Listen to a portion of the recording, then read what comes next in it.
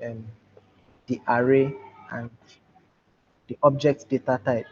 Okay, so JavaScript conditional statements, we'll see what conditional statements are, we'll see how we can look through things and what a loop is. Then we are going to talk about the data type, the array and the object data type.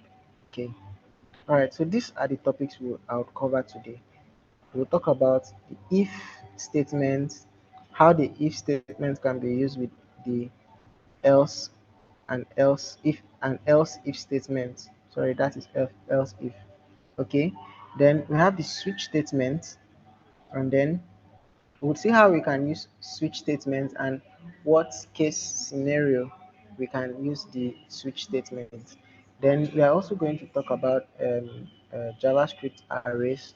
Okay, we'll talk about how we can use the JavaScript arrays, what are their methods, um, how they are being written, and what you can use them for.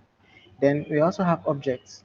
Okay, then objects are special type of um, data type in JavaScript that stores key value pair. We'll see how that works, and then we'll also talk about for loop.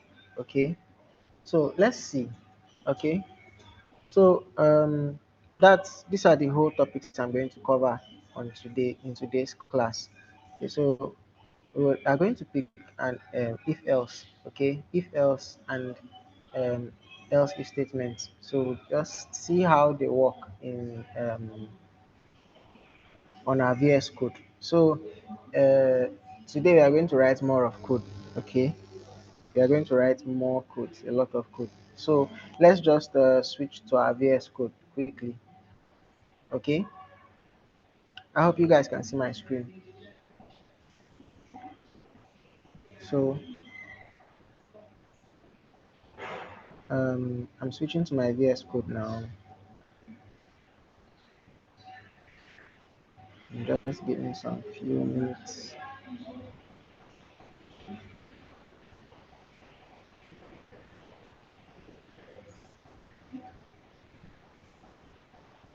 Okay, so all right, so we are finally here, and let me delete all this.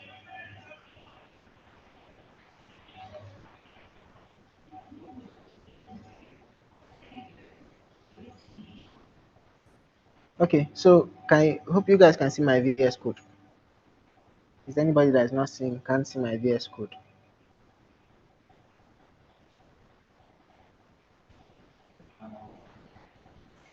Hello, can you guys hear me?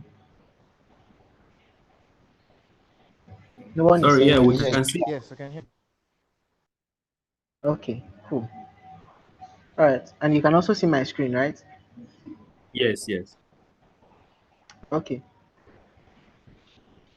So, so what's a conditional statement? What is a conditional statement, right? So let's start from there. What a conditional statement is. Now, you want your computer to be able to make decisions, okay, based on I remember last time we had our class, we talked about booleans, right? So we said booleans are just true or false. Okay, you want your computer to be able to make decisions based on a certain criteria being met. You understand, right? And let me give examples of those kind of criteria. Okay, for example, if someone is logged in, right, the person should be able to do something. Okay, or if someone is an admin, right, the person should be able to do something. Or if someone is not a user, the person or if so like things like that. If someone is not a user, okay, then don't grant him maybe the privilege to do this or do that or something. Okay, so a real life example would be um, let's say in a large company that has gates for staffs and gates for the general public, right? So if you're not a staff and you go to that particular gate for staffs to enter, right? They are going to ask you, are you a staff, right? If you say yes, right, they can then tell you, okay, what is your means of identification? Okay, you show them your ID card, and if they can verify that that ID card is a valid ID card, they will let you in. Okay, the same thing happens when your parents, when maybe when we little children and our parents send us to buy something. So they will tell you, go to this person's store and ask for, let's say, Maggie. If they don't have Maggie, buy no, right? Or if they don't have no, buy Royco, something like that. If they don't have this, buy that, right? So you're going there with that decision in your head. If they have this thing, okay, this is what I will do.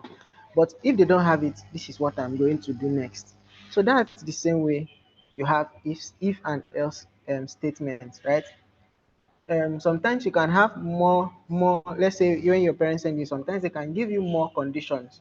If they have um if they have A, buy A. But if they don't have A, ask if they have B. If they have B, buy B. But if they don't have A and they don't have B, come back. But if they don't have A and they don't have B, okay, go to this other store and ask if they have it. If they don't also have it, then buy C or buy D. I'm just using that as an example, right? So you can have that, and then how do you write it in JavaScript, right? So this is the basic skeleton of an if else state. Let's start with an if statement. Okay, an if statement starts like this. If, then you have your this part where you're going to write your condition. Let me say your condition here, and then here you would write your expression. You write your expression here when this condition evaluates to being true. So if this evaluates to being true, then this expression will be executed. Okay, but if this becomes false, right, then this expression will not be executed. Okay, let's take an example. Let's say const let's check if something is a type of is it let's say is a type of number, for example. Okay, and this is how to check for it. Let's say um hello, pause to just maybe a number, or let me do it this way. Let me just put it directly there. If I say type of um 50, if the type of 50 is equals to string, if it's a string, then we should log out um, the data is a string. Okay, so let's take that for example. We want to check if the type of 50 is a string, if what you've written here, right, is a string. Now if this evaluates to true, this expression here we've written is going to run. Okay, so if I type node index, see, now we have the data is a string because this evaluated to true. We are checking if, so what I'm doing here is I'm trying to check if this data type here, right, if the type of that data is a string. Yes, 50 is written inside, but is 50 a string or a number in this case? 50 is a string in this case, right? So the type of this type of function is used to check the type, the data type of a particular um, um, data. For example, if I remove the quotes there and I come and run this, I come and type node index, you see that nothing happens because this is not true. It is not true that this the type of 50 is a string, right? The type of 50 is a number. So if I want to check that, I could say, uh, is the type of 50 a number? And then I'll change this to number, of course, right? If I execute it again, you see, the data is a number, or let's say the data type is a number, okay? So you can use this to make decisions in your code, right? You can use this now. Take note that this if statement only runs when this is true, when your condition is true. But what if you want to run a certain code if your condition is false, right? I know the simple thing would be to write another if statement. You can then some people would think about this. If type of, you now say, 50 is not equal to um number, then you then log out. Then you then log out the data type is not a number. I know this is what people would do. So that's this one is the one running now. But then if we change this to 50 in quotes and we change that to 50 in quotes, then would have that the data type is not a number. But what if we can, there's a way to do this, there's a way to um, achieve this same kind of thing, but without writing another if statement, right? That's where your else statement comes in. So the else statement runs only when this part of the code resolves to false. So if I write something like else here, right, then I can log out something like the data type is not a number. Okay, so let's take for example the same 50. I come here and say node index, right? You see that the data type is a number. I think I should make this even more bigger.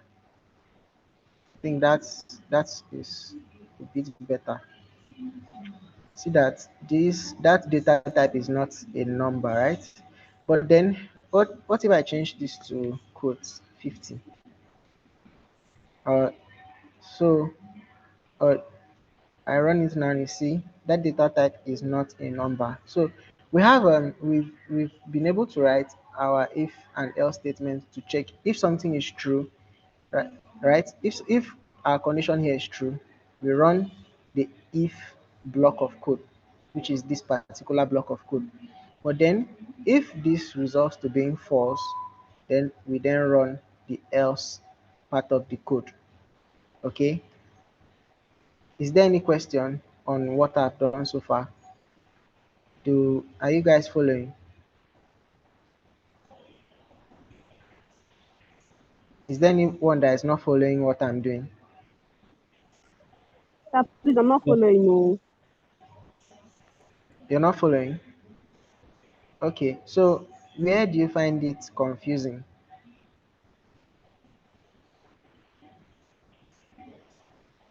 Where do you find it From the confusing? if, the writing of the code from the if, sir. Okay, so let's go up again. Let's say let me use a simpler example.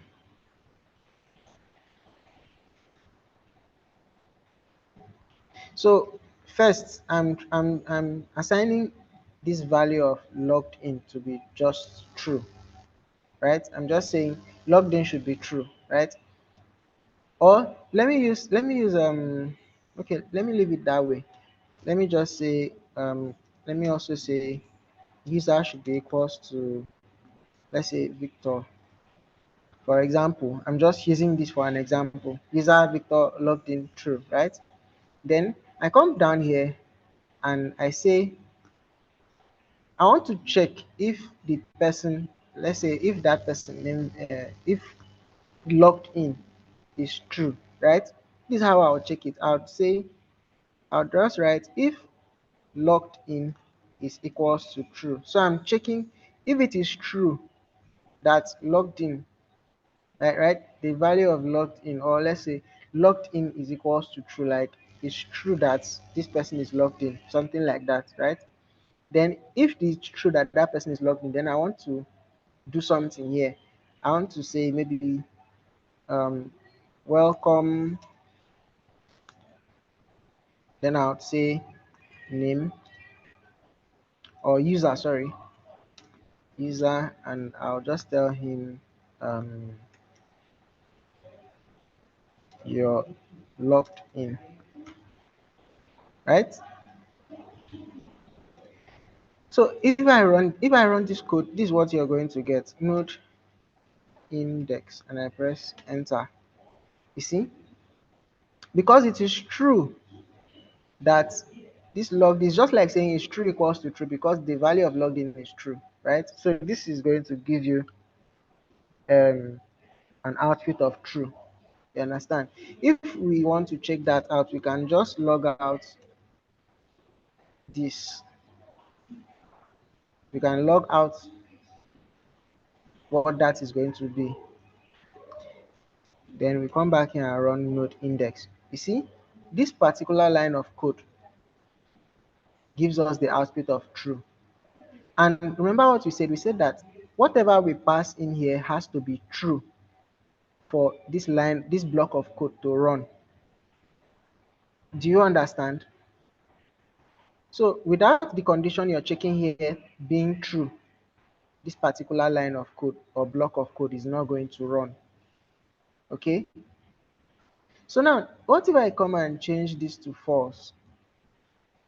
Right? If I change that to false and we come back here and we run node index, you see, the output of this line 5 is false because it's like checking logged in is false, but we are checking if logged in, the value, like the value of logged in is true. It's not true that logged in is equals to true now, right? So since this is false and the output of or the result of this condition here, which is this particular condition too, is false, this line of cannot run. Okay. So but then I will want a situation where if something is not true, like if the condition we are checking here is not true, we want something to happen, but we don't want to write another if statement to check it. We want it that as far as this becomes false, something else should run automatically. That's where the else statement comes. Okay, so we want it that at this point where we have false, something should run, which is the else statement. So we can then say console.log um uh we can say something like this, user,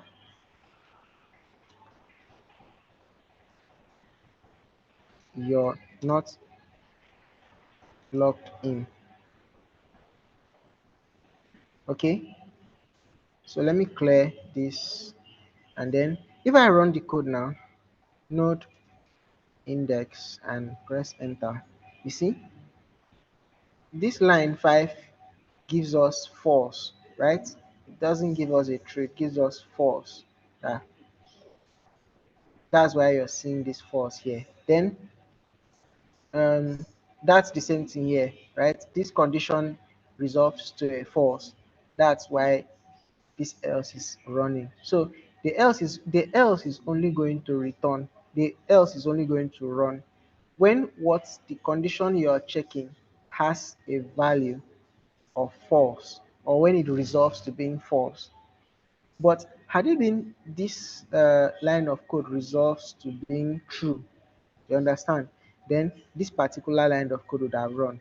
For example, if I want this line of code to be true now, what I would then say is I'll just change this to true. So it's like checking, is it true that the value of is logged in is true, right?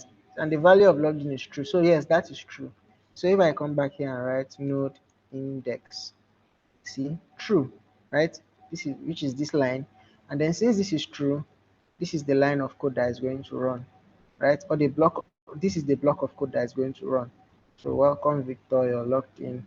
If this changed to false, then this other one is going to run. Okay. Does anybody have any other question?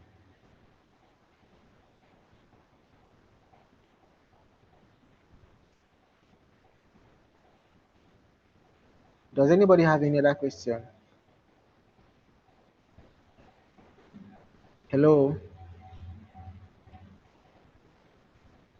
DA Cat. Did you understand what I explained? Yes, there is no question. Oh, she's not actually, or the person is not actually here. The person just left. Okay. Um. So let's continue. All right. So, but then now this works when um when we just have if else, right? If something is true, do something else. If something is false, do another thing, right? But that is limiting in a lot of ways, right? It's really, really, really limiting. Now think about it, right? What if you wanted to do more things, more than just check if something is true or something is false, right? Or let's take for example, um, if you want to check for the days of the week, right? Or you want to check for a particular time. If it is 12 o'clock, tell the person this or tell the person that. Or you want to check for more conditions, not just checking if something is true or something is false, right? That's where an if else statement, or yeah, and yes, and if else statement is going to come in. Now I'm going to explain it. Let's clear out all these parts.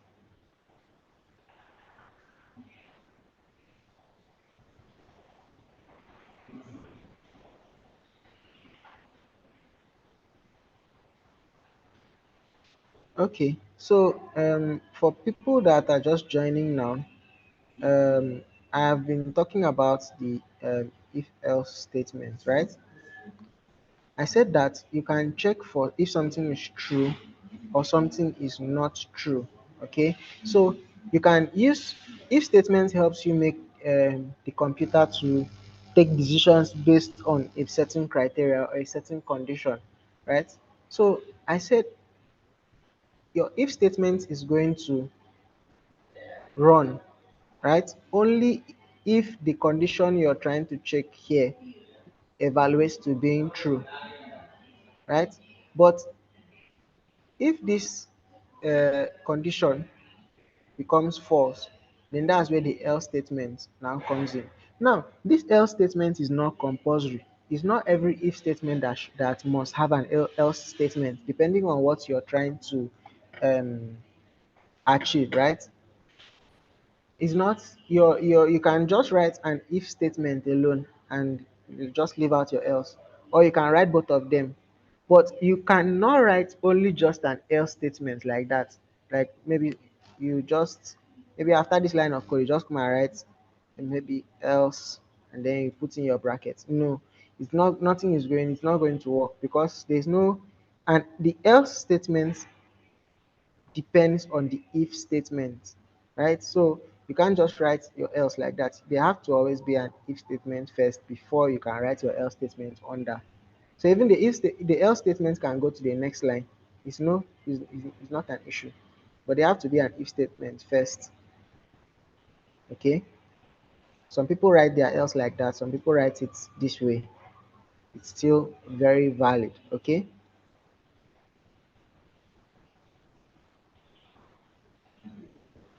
Okay. Um.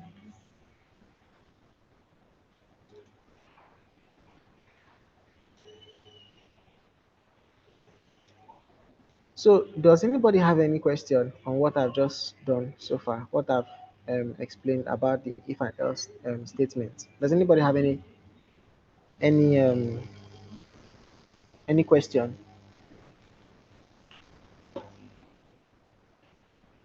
No question, right? No question. Okay, cool. All right, so let's see how else if statement works. Okay, so yeah, now look at this. Um, let me do something like this. Let me say we have a user and we have row, right? Let me try to simulate something. Um, row, um, row should be equals to. I'll just keep it that way, right? Now, I want to simulate a company that has um, users, has admin, has staff, has what else? They have admin, staff, users, and let's say they also have guests as their use as their role, right? They role in a particular company. Let's say we have waiters too, right? So what if you wanted to greet each person by his role, right? So if you're a user, it should greet you um, as a user. If you're an admin, it should greet you as an admin, something like that. So let's see. So now, if you think about it, that means you are going to write more if statements, right? If else if or if else if statement, right? So this is how you do that. You'd say, let's take. I just let me just put that. Let me say admin first. Admin should be the first, right? So I'd say if the role if the role is equals to admin, right? Then we should tell the person we should log good day admin, welcome to your dashboard. Okay. Then what if we want to check if the person is a user? Sorry, this is supposed to be as a string, right? What if we want to check if the person is a user, right? If we want to check if the person is a user, this is what we are going to write.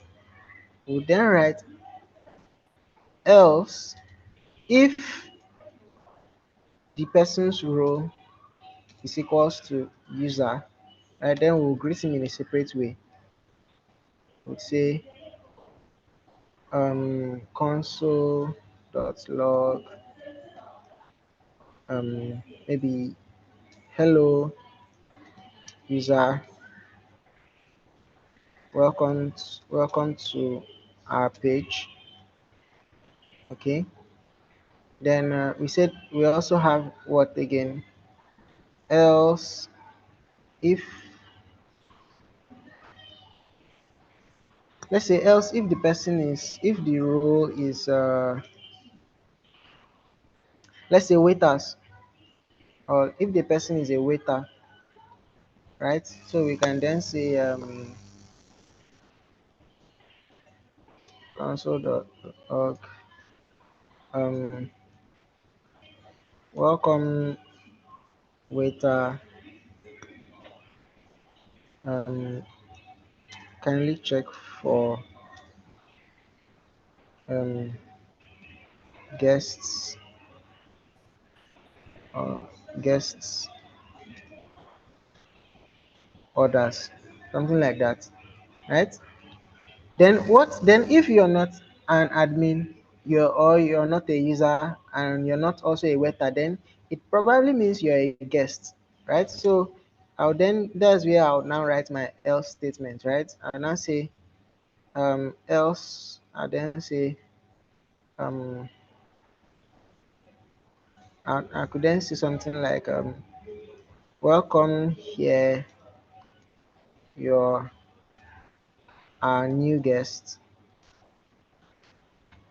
Okay, so if you notice, we have something new here. I think, let me just take this to the next line. We have a new statement here, which is our else if. We have else if here, right? And this is a statement we didn't see previously, right? We only saw if and else before, but we have a new statement called else if. Now, else if works this way. If what we are checking first is false, right? If this results to false, right, the next else if statement will be the one to run the check. So if this also resolves to false, it goes to the next one, right, to check.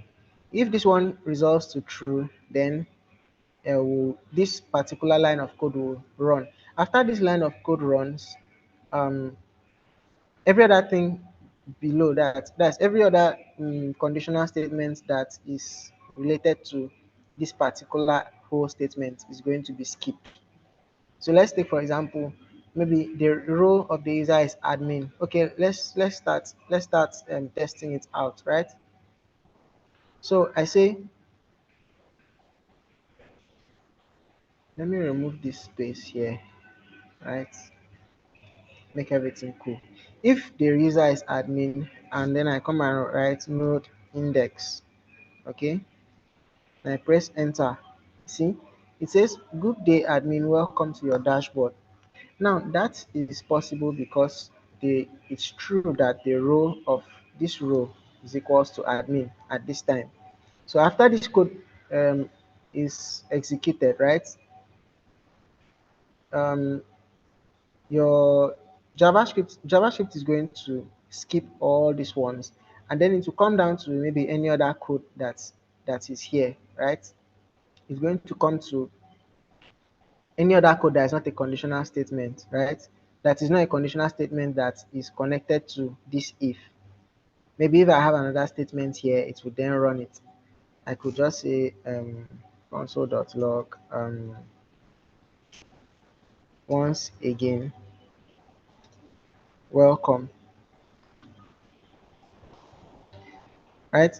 If I let me clear this out, come back here and write node index, right? You see, it's run this particular if statement, but then after running that particular if statement, it keeps all this one and then it now comes and it runs this one. You see, good day admin, welcome to your dashboard once again, welcome, right? But what if the person is a user? If we change this to user, right, come back here and we run this. You see, hello user, welcome to our page once again, welcome, right? So at that point, this wasn't true, okay, but this was true. So when it finds out that yes, it's true that the role is the user's role, right? This particular line of code is being run, and then after this line of code is being run, every other thing under here is skipped. Then after, the next line of code that is going to be run is this particular one. Once again, welcome. Okay, you see, if the person's role is a waiter, okay, come back here, I'll clear that and I'll say node index. See, welcome waiter, kindly check your orders. Once again, welcome. Okay, but what if this place is empty? So if that place is empty, the role of admin will be false, the role of user will be false, the role of waiter will be false. So we are saying if you're not any of this row, right? If you're not in any of this row, then you're probably a guest, right? So if we run this line of code now, if we run the line of code with just the row being empty, which means you don't have any row. So if let me clear out that and I say node index, you see, welcome here, you're our new guest, right? Once again, welcome. That's because all this was not true, right? It's not true that you're an admin or a user or a waiter. So the else is like kind of default. So even if I write guest here, since guest is now among this, it's going to return guest. Even if we say contractor, contractor, you see, you're still a guest because we don't have anything that is checking if you're actually maybe a contractor at that particular point. Okay. So, who understands? Who doesn't understand? Anybody has any question? So everybody has followed up to this extent. Sorry, the part I didn't actually understand is the last console.log.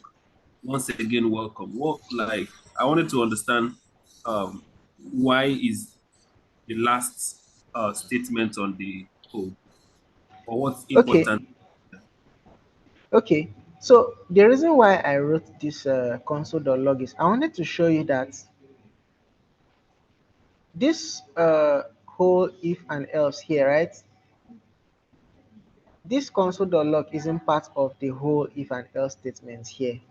So I wanted to show you that after one of the if or else if statements or the else statement runs, after that statement is executed, the next set of statements that are to be executed will be the statement that is not part of that condition we are checking, right? So let's say the person is an admin.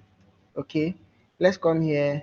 I'll just claim that and then node index. You see, we have we've run this particular line of code. Role equals admin, then console.log good day admin, welcome to your dashboard. Okay, after running this line of code, you know that all this is not true, right? All this is not true. So it is not going to run any of this again. Even plus the else, it's not going to run any of it.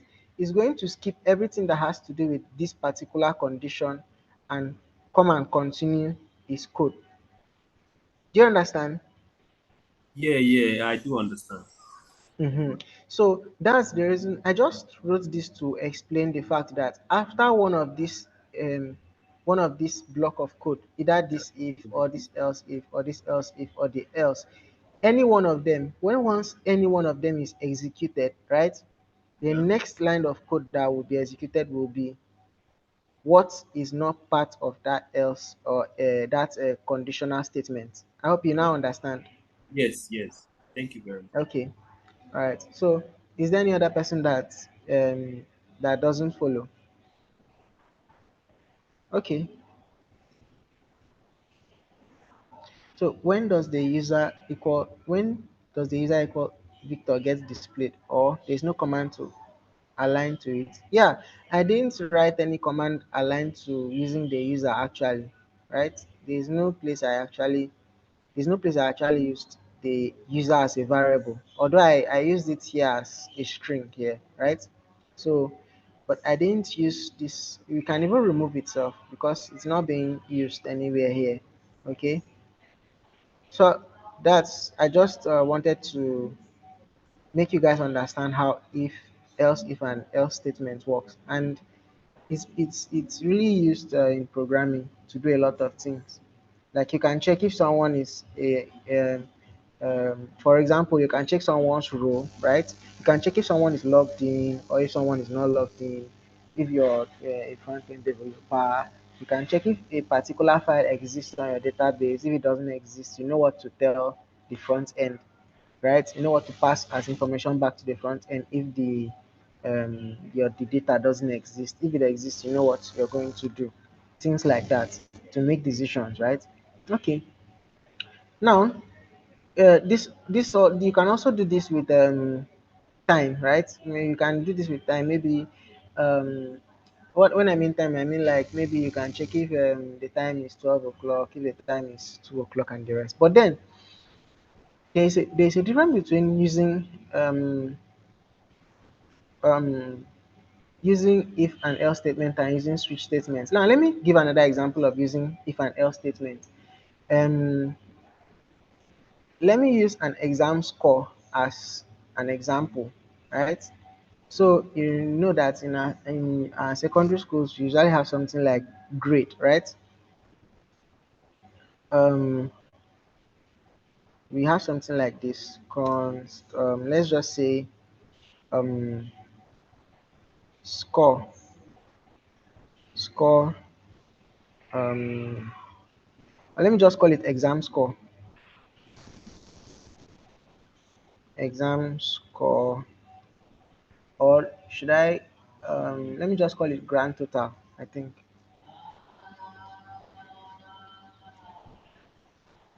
grand total should be equals to I don't know, maybe a number, I don't know, 40, or let me just say 60. You know that we would do something like this in our secondary schools. I think when if you have higher than 90, that's excellent. If you have from 80 to 90, I don't know, it I think I should just try out something here. So let's say if, okay, if the grand total is, so this is how it's being written. If it's equal to, if it is greater than or equal to um 80, so we should tell the person um X excellent. Okay, they will now say um else if um the grand total is is greater than or equal to um let's say it's greater than or equal to 70, but is, and the grand total, remember this our and statement we talked about in the other class, and the grand total is less than 79. Okay, so checking that if you are from 70 to 79, then we want to tell you something here. Would log out um very good, right? Then would say else if the grand total is greater than or equal to 60, and that same grand total is less than 69, then we should log out something else. We should log out good, right? And then would say else if the grand total the grand the grand total is less than or is greater than or equal to 50, and the same grand total is less than 59. Okay, then we should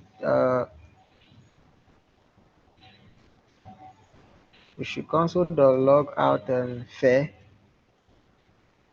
right? And then would say um else if the grand total is less than or equal to 40, and the same grand total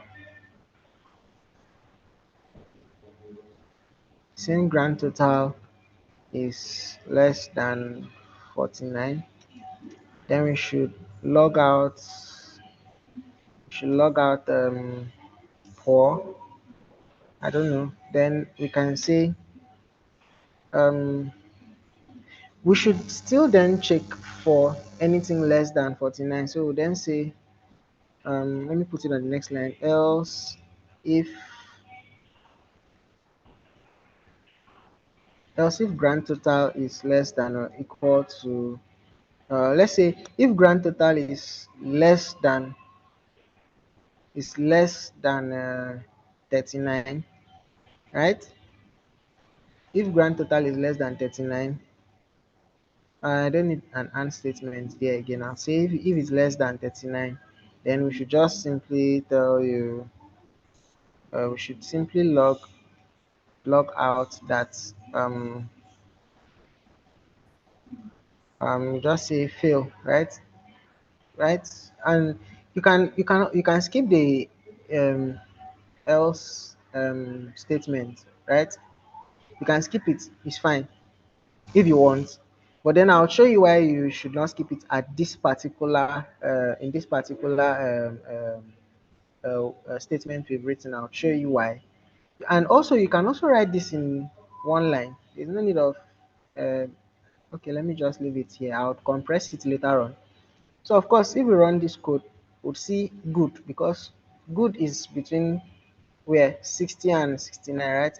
This person has 60, good, right? Even if the person has, yeah, 61, we come back here, we still see good. But if the person have, like, let's say 72, 72, 70 to 79, see, very good. If the person has like 85, you see, it's going to show excellence, right?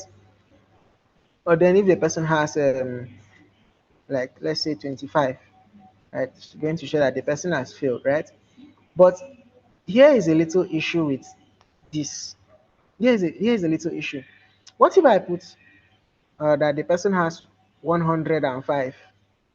Let's say the person has 105, which is not, now if we run this, it's going to still say excellent, right?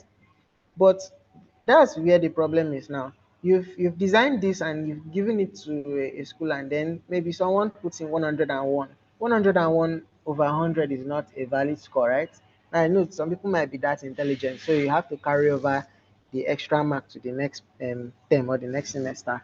All right, so for you to check that now, this is how you do it. This is how you do it. You then say else, because now this else is going to check if the condition. Okay, I said, okay, this is what you would do.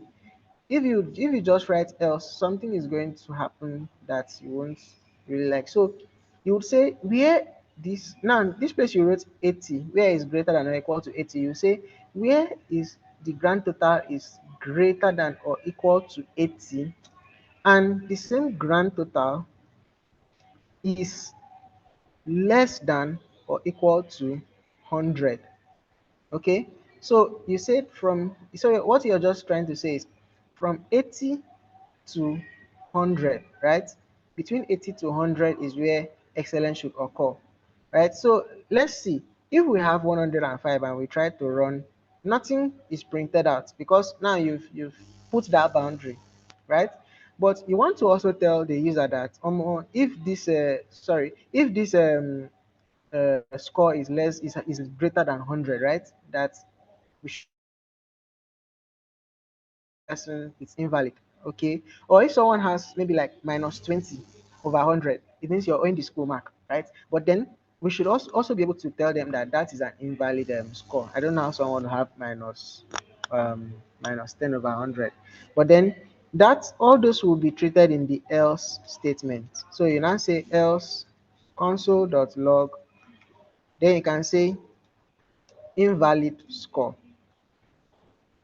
So this invalid score is going to happen when, okay, when you have anything higher than 100, but then here we said anything less than 39, minus 1 is less than 39, right? So we also need to keep a strict boundary between this grand total. So we'll say where grand total is less than 39 and the same grand total is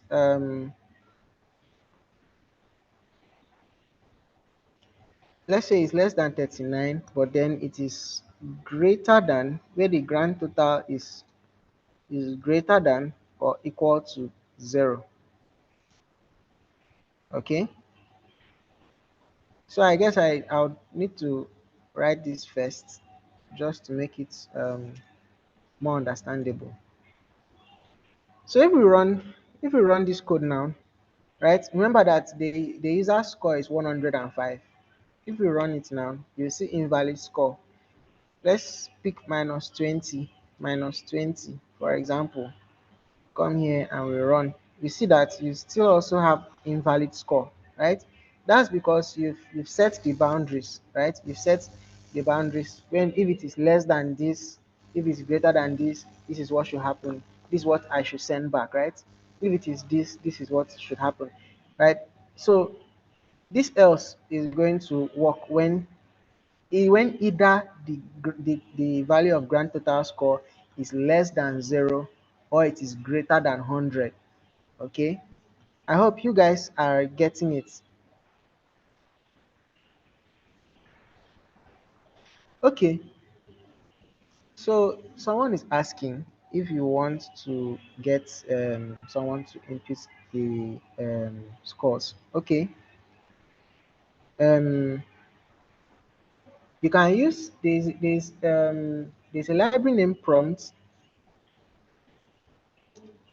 so you can use prompt to accept input from a user. Okay, so let me check. You can get that library. I think it's called prompt. You just say const prompt should be equals to require.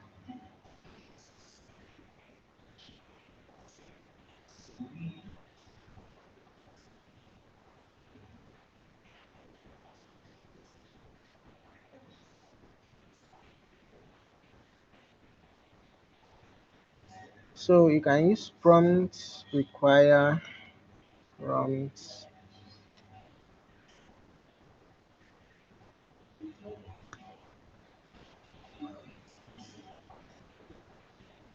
So let's see. I guess that is going to work.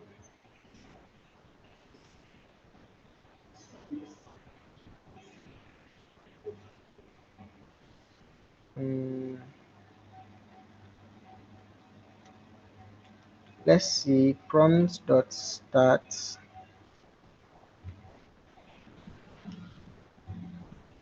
Then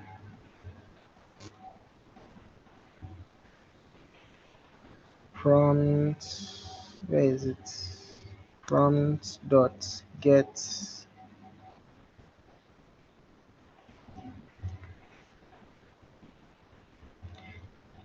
So I'll just say I want to get grand total. I don't know. You guys might not really understand what I'm doing. Let me just call it grand total. Grand underscore total. I think this should definitely work.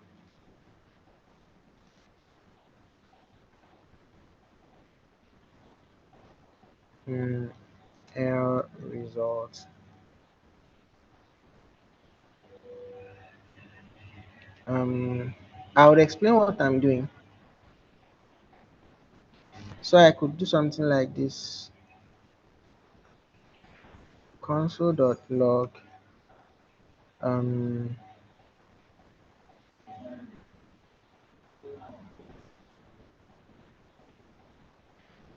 so instead of this, I could remove this grand total here. I could say that let result equals to, or let's grand total. Let's grand total equals to um, results.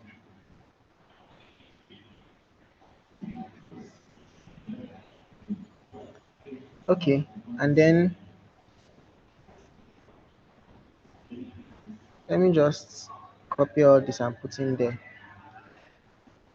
Then I think I could log out something here.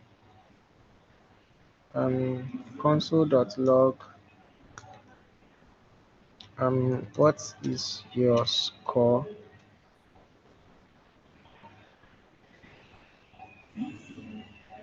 Okay, I think that looks good.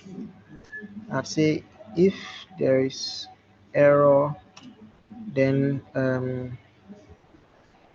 return for now.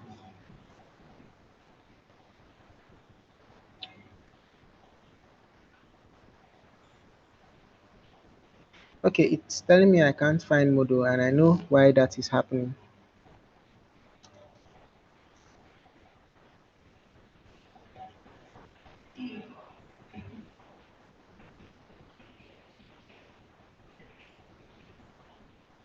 Okay, it can't find prompt.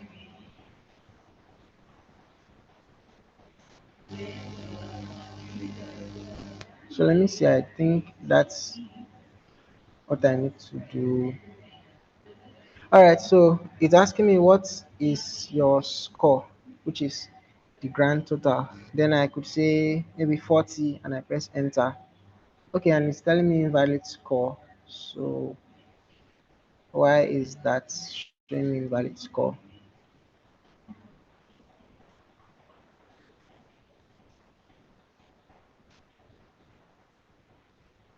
So let me log out the result because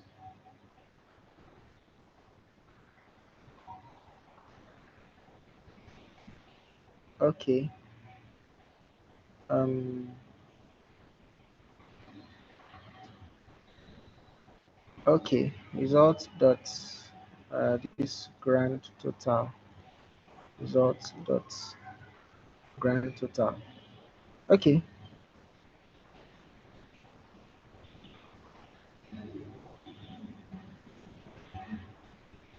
so let me try it again. 40. Okay, cool. It's working now. Sorry. Um, so we are going to get to this point very soon. I know that what I just did might look like magic to a lot of people. Okay, so I what I did was that I created an npm package, and we are going to talk about npm too in our class. But let me just explain, right? What I did here was that I created so can we use browser functionalities in non-browser? Okay, no, you can't use browser functionalities, most browser functionalities in non-browser environments. Like for example, um, in you can't have DOM here, right? You can't have DOM like this. What you can't use document dot get elements by ID here, right? On your back end, there is no DOM, there is no BOM. Instead, you have other other libraries you can use, right? It's on your front end that use it. And I know some people will now start asking, what of React? Well, React has its way of it has what is called virtual DOM. So virtual DOM is not the actual like the real DOM that comes from your browser, right? It's DOM managed by React. That's why it's called virtual DOM. Okay, that's why you can design websites using React, right? But then here, this prompt is actually a library, right? It's not it doesn't come with um,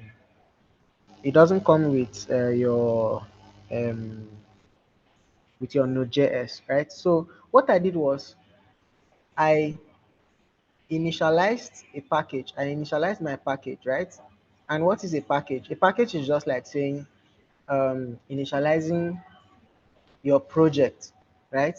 Initializing your project as kind of like a package. So your React, for example, is a package. Your backend is a package. Anything you're going to run as JavaScript off your browser, right? That is going to require you maybe running a server or doing all those stuffs or managing dependencies, right?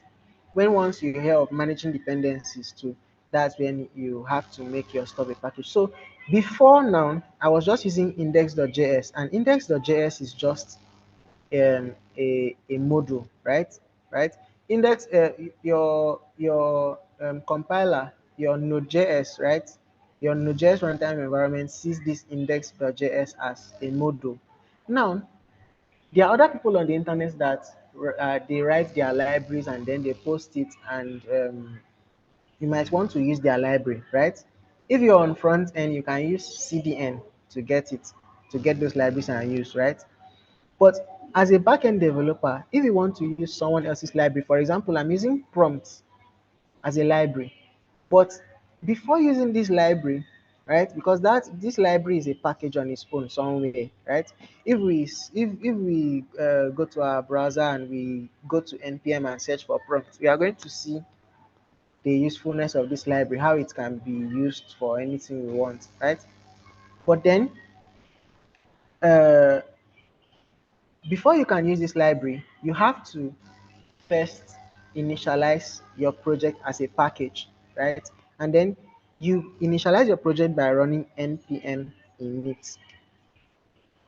So npm init is going to ask you some questions. What will be the name of your project? What will be the description of your project? What are the keywords for your project and all those stuff? Then after when you've finished creating, initializing a project, you're going to be presented with this package.json file. Now this package.json file contains everything that has to do with your project, the dependencies and the description of your project, right? So it contains the name of my project, which is KodeCamp, the version, which is 1.0.0, the description, which of course I did not put there. I said the entry point of my file should be this index.js, right?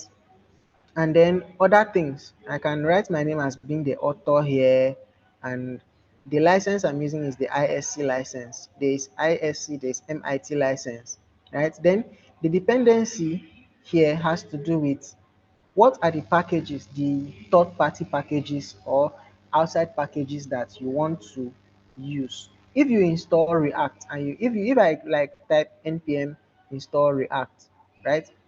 And then React is being installed on this project, React will appear here as one of the dependencies for this project.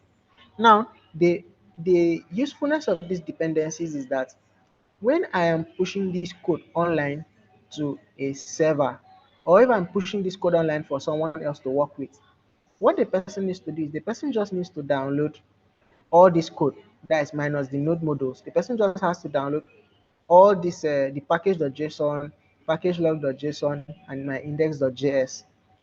After downloading these three, the person has to run the command name npm install.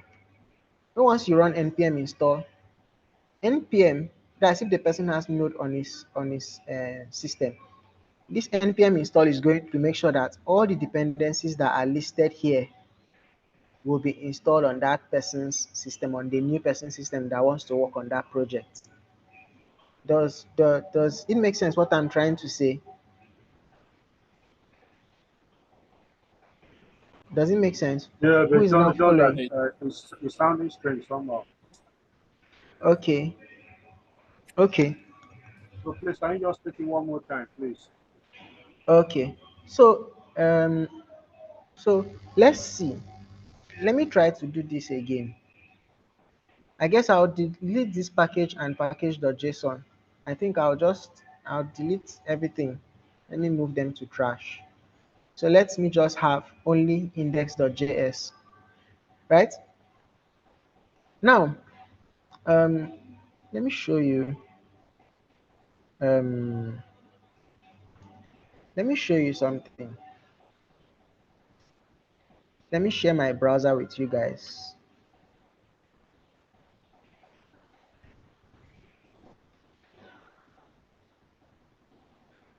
Okay.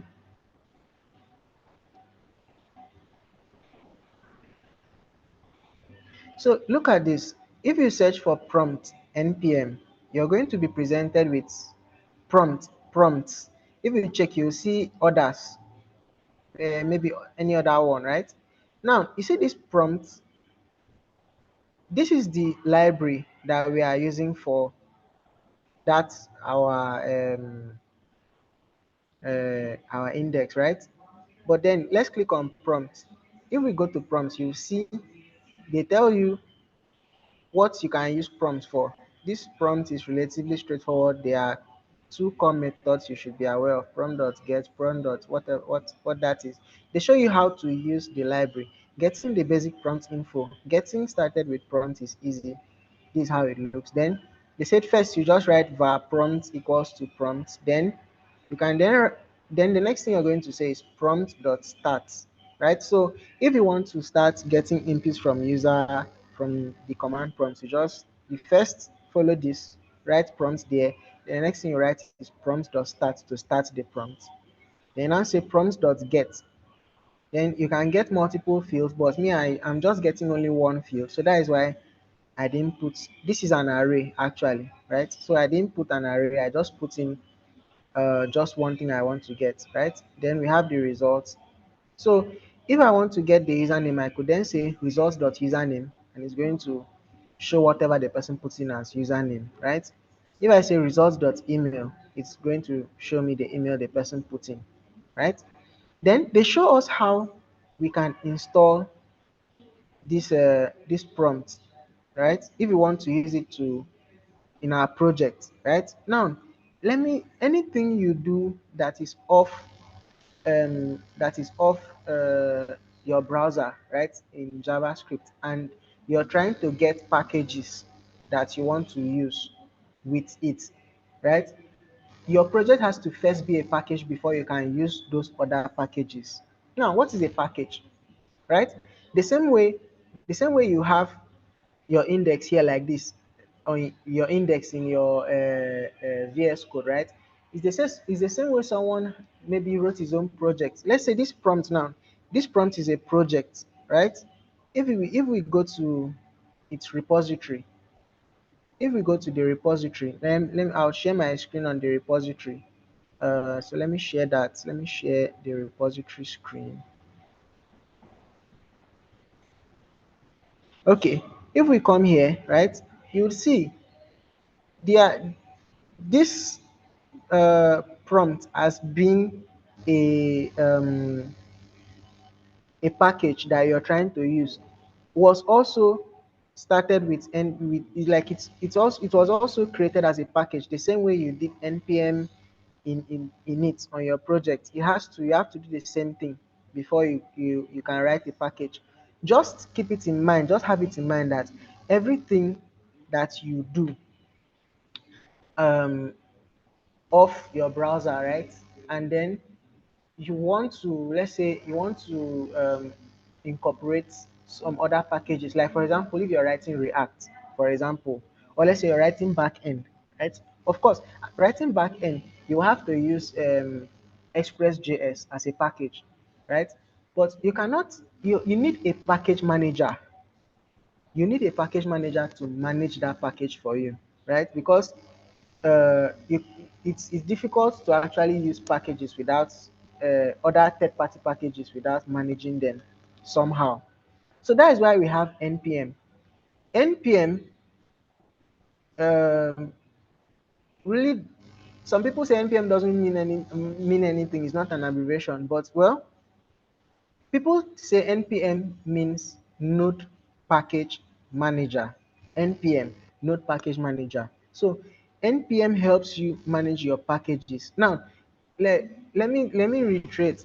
Anything you're trying to do on a project, right? When you're trying to get maybe some other person's code to add to your project, that maybe you just want to use his features, right? Adding it is you're trying to add a package, and for you to add a package to your own package, you need a package manager.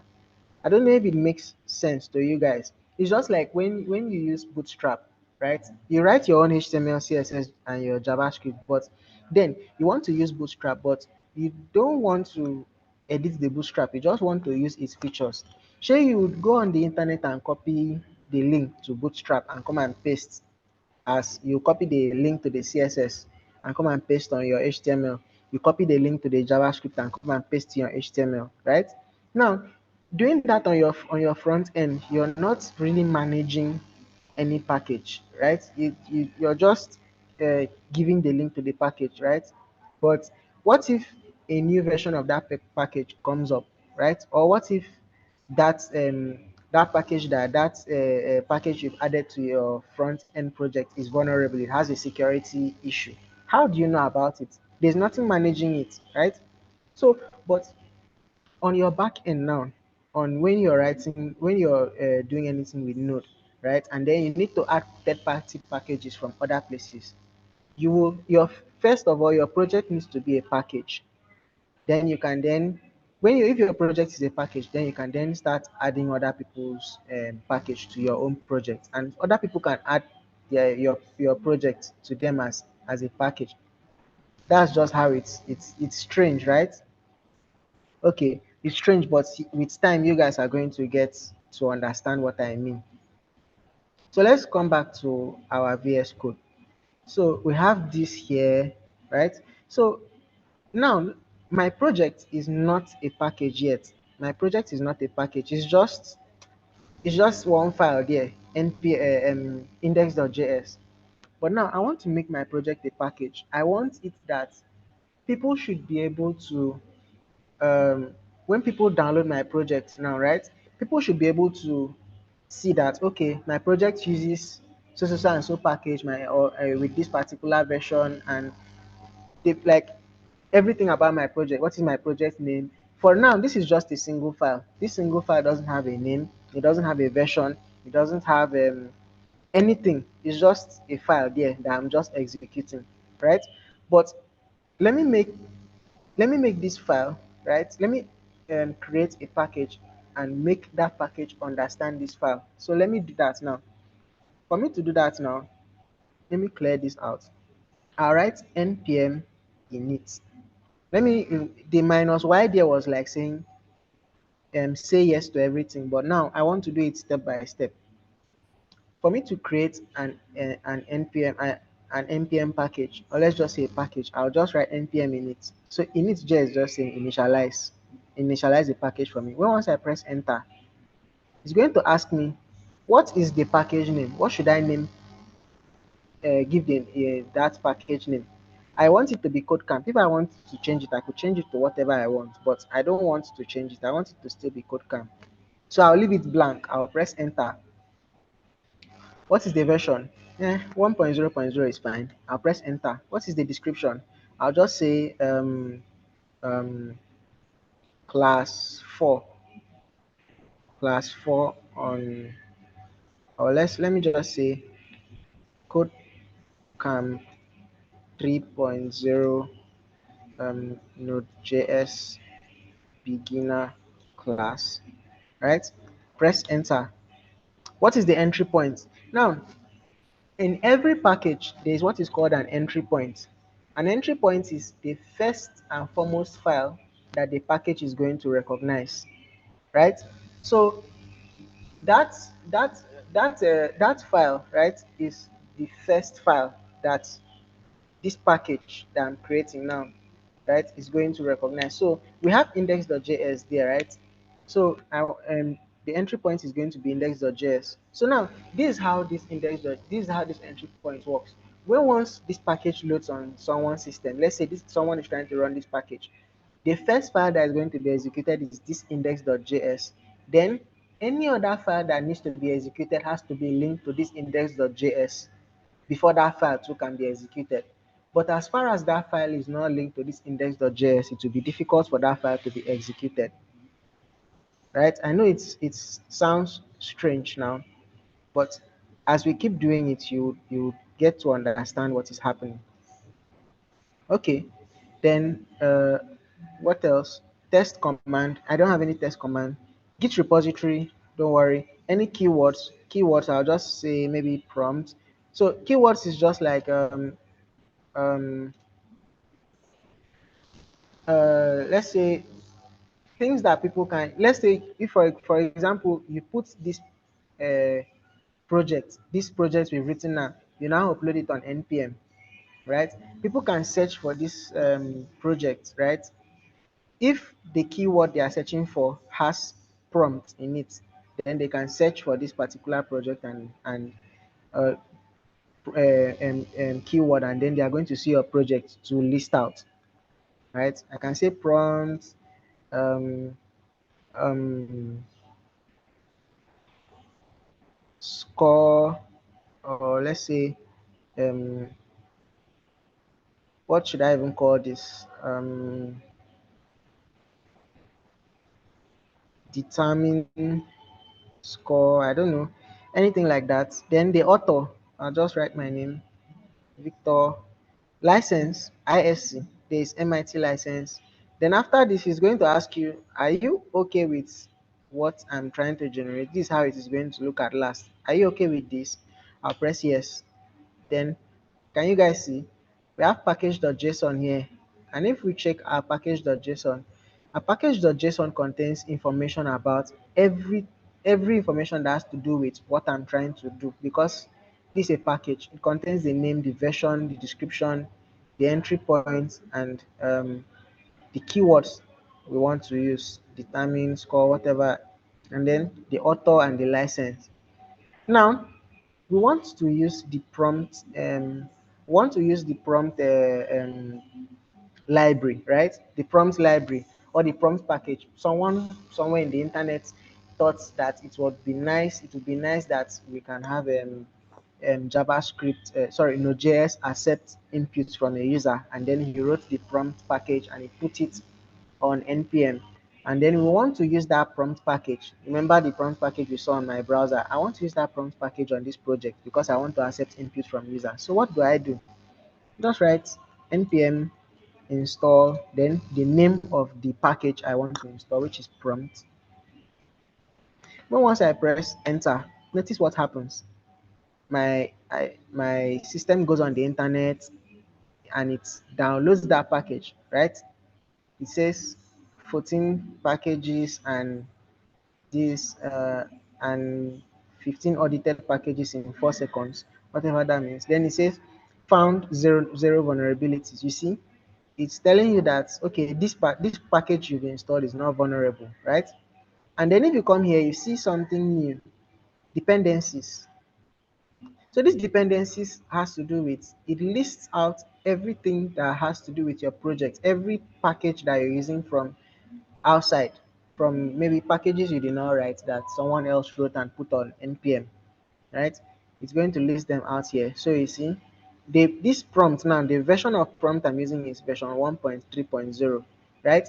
If I post my project now online on npm as a package, my when someone installs my project, it will show like this.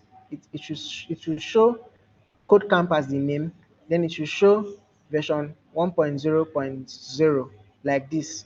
If someone is installing my own package, but now I'm installing someone's own, and this is it. This is the version of that particular package. Okay, so then let me continue. Then for me to call that package to my project, this is how I call it. First, you say this is like importing that package that you've installed. Now, package.json keeps the dependency name, right? But the actual prompt package is inside this node modules. And this node modules folder might contain a lot of things that you might not really see the prompts here. You might not really um, you need to look into. If you open it, you'll see that it's also like a package, right? See, it has its own package.json. Let's open it and see. See, the name is prompt. Remember, the version is 1.3.0. The description is a beautiful command line prompt for Node.js. The author is this person with his email. The maintainer, these are the maintainers, right? The repository type is Git, right? This is the URL. This is the keyword the person puts. So that is why when I say I already know prompt. So but as I searched on it on npm, it came out as prompt, right? See, dependencies. That's the dependencies that this prompt depends on.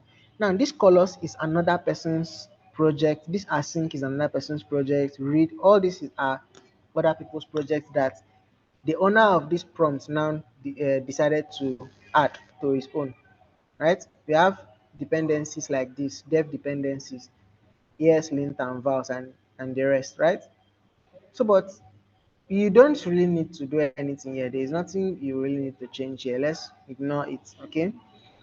So let's come back to our own project that we are writing here. I hope there is no question. I hope there's no question. Okay, so in the absence of question, so see, what is your age? What is your score? Then we wrote all these things here. So what I'm just saying here is import prompt. Then after importing prompt, I ask you what is your age. Then I start the prompt. Then prompt.get, I pass in what I want to use as let's say the field for that particular score you have to put in, right? When once it asks you what is your age and then it starts the prompt. When once you type in what is your score, when once you type in your score, it will take the score as this grand total and save it somewhere. Then to pass it as an object with this result. So this is coming in as saying, so this is where I'm getting it. I'm saying grand total should be equals to this result dot the grand total. So this is like saying that the grand total is a property of this result. So result dot grand total. Remember when we say string dot length, and we say length is a property of the string. So this grand total now, which we've written here, is now a property of the result. And then do what we did normally. If your grand total is less than 80 and all those stuff, you can then do whatever you want here. Okay. So let me run this again one more time. So node index, what is your score? Just say 85 and press enter. See, excellent. It returns excellent now. Okay. So if you want to read about the score, you can go online on npm, search for prompt, and then read more about the prompt to understand how it works. You can also use this for that assignment that I asked you of. And then let me give a little hint about the assignment. You know, okay, you just need to generate a random number and then ask the user for his phone number, right? And then you compare that user generated number. Sorry, you compare the computer generated number with the number the user has entered. You can use this prompt too. So when once it comes, you compare it. If it is the same, you know what to do. If it's not the same, you tell the person that it's wrong. Okay, that's like a little hint about the assignment. So what is the function of prompt? Okay, yes, prompt is used to, now without this prompt, I won't be able to, if I run this code, it won't ask me what my score is and wait for me to type it like maybe 50. It's not going to do that, right? If I don't use prompt. So prompt is that library that helps me accept input from the user. Okay. So but without prompt, I won't be able to do that. And this prompt, I have to install it, right? Because I don't have it on my system. I have to install it. So does it make sense now? Okay. There's no other question. Cool. So let's march on. Let's march on. Let's keep moving on. Okay. Now we have if and else statements. We now have this other one called switch statements. Okay. So let me just delete all this part I've written, right? Let me just leave it like this way. Now, switch statement is used to check if a particular condition is true. But then the difference between if and else statement and switch statement is switch statement checks exactly if the condition is exactly what you're trying to pass to it. This is what I mean.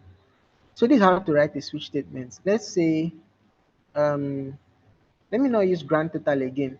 Let me say time of the day, or let's say day of the week. Let's use day of the week, right? I'll just copy this and come and paste here, right? And I'll just call that day of the week. Now, I want to write I want to write a switch statement that will check if the day is Monday or if the day is Tuesday or if the day is Wednesday, right? Let me just use those three. This is how I'll do that. I'll write switch, right? Then inside this switch, I'm going to write in the particular time of the day, right? I would say, oh, sorry, day of the week. I'll say day of the week there, right? So I want to check the day of the week, and then I want to check if the day is Monday. So how do I check if the day is Monday? This is how I'll do it. I'll say case, right? I'll say case, and then I'll say Monday. So what I'm doing now is I'm checking if this day of the week is Monday. If this day of the week is Monday, then I want to do something. So I'll now say I want to log out something. Sorry. I'll then log out maybe um, today is Monday, the first day of the week. Abi? Is Monday usually the first day of the week? Okay. Then after writing that, I want to break out of what I've written. So I'll just write break. So break here won't allow the condition to maybe try to check the next set of conditions, right? So I could check also if case is Tuesday. If the case is Tuesday, then I'll console.log um today is Tuesday, the second day of the week, right? Then I would also do the same thing. I'll break out here. Then I would say case Wednesday. Then after this, I would log out. Today is Wednesday. Today is Wednesday. Okay. And after that, I'll break out. Right. Okay. So let's see. Let's run this code and see how it works.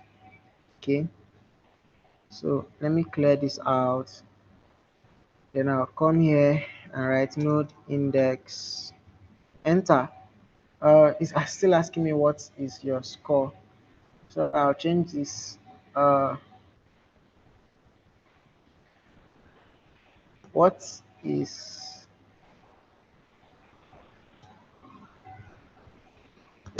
um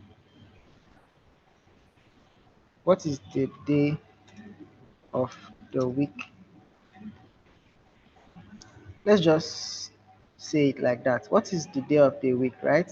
Then I'll say prompt day of the week. So I could type Monday and press enter. You see, it's telling us, yeah, today is Monday, the first day of the week. If I run that with Tuesday, yeah, it will say today is Tuesday, the second day of the week. The same thing with Wednesday, right? So today is Wednesday, right? But what if I run that with Thursday? Nothing works, right?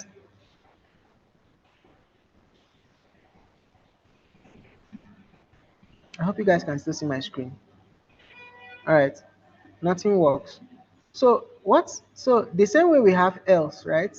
The same way we have else in our else if else statement, right?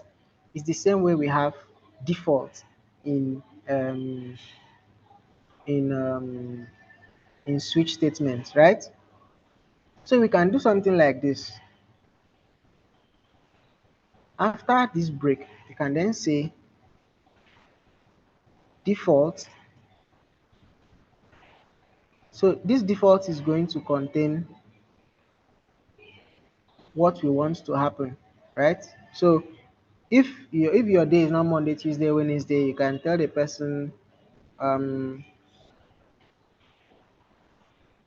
console.log your your you're either close to weekend or um or already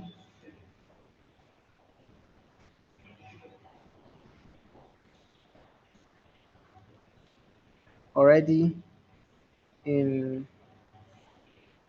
the weekend, something like that. Okay, so that if the person comes, let me clear my terminal. If the person comes in and say node index or node index, and the person puts in maybe Thursday, let's say Friday, right? To tell the person that you're either close to the weekend or already in the weekend, right? So you see, now let me tell you the difference between using an if statement and a switch statement. Now, if statement can be used to check range, right? Remember what we did? We check if someone had um when someone had 80 or higher than 80 but less than 100, then the person then excellent should be returned. But if someone had between 70 to 79, then uh, um, very good should be returned. Remember that that's what we did. But in switch statements, we are checking exactly the condition. You're checking exactly, for example, you can't specify range here and say it has to be from this particular time to this particular time, or this particular number to this particular number, right? You can only specify that it has to be this particular number before you can give it the desired output, or a particular string before it gives you a particular output. So here we are using either Monday or Tuesday or Wednesday, right? You, you can't do that thing we did with the scores, excellent, very good, and all those stuff. I hope you guys understand the difference between um, using if else statement and using switch statements now. Do you guys understand? Is there anybody that has issues with how it works?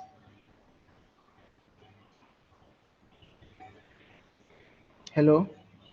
Anybody here? Or everybody Yeah. understands? We are here, but For me, I would say I have to watch the video again to get it. Yeah, same Okay. here because I actually had network issue.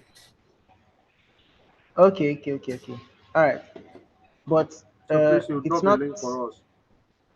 Okay, definitely. What the other video I was supposed to drop the link, but then it came in late. I actually checked on it, checked what it didn't drop earlier that day, so that's why I didn't drop the link. Okay, Okay, so my major challenge now is setting up this to the code to work on the browser. to work on the browser. Yes, that was the area I missed out from. Got disconnected because of network. No, we are not using a browser. We are not using a browser here. No, he's It's the talking about prompts, writing those the prompt in prompts and bringing the files together. You're showing us how to use npm. Yes, I'll show you how to use npm. Yes. So Okay. how to bring the So packages together and get them to work. okay. Yeah, I did that already now. Didn't I? You didn't get that part. I missed that part. Okay. So first in that directory, right, where you have your index.js, right? Just run npm init. Press enter. It's going to ask you some few questions, right? The name of the package, the version, the description, and all those stuff, right? And then you can answer them. After answering them, it's going to create this file named package.json. Now, this package.json contains everything that you need to know about your project: the name, the version, the description, everything that you need to know about your project. And the very important part is this dependency. Okay, this dependency has to do with any extra package that you're adding to your project. Like for example, we added the prompt package, and the way we added this prompt package is by after we've run npm init, we now came back here and ran npm install um, prompt, npm install prompt. So if you run npm install prompt now, after running npm init, you run npm install prompt, you're going to see this here. You're going to see something similar to this, or this particular one being added. And note, anytime you run npm install, then a package name here, it's always going to go and look for the latest version of that package you are trying to install to install it for you, except you specify otherwise. Except maybe, let's say you say you want you want, if you know different versions of prompt, right, and you don't want 1.3.0, maybe you want 1.2.0, you now write npm install prompt. I think it's at 1.2.0, right, and it is going to go and check for only that particular version. I think that's how it's being written. But then anytime you want to install a package, just do npm install, then the package name. If it's like prompt, for example, just run prompt. Okay. All right. So I hope I have cleared that part for you.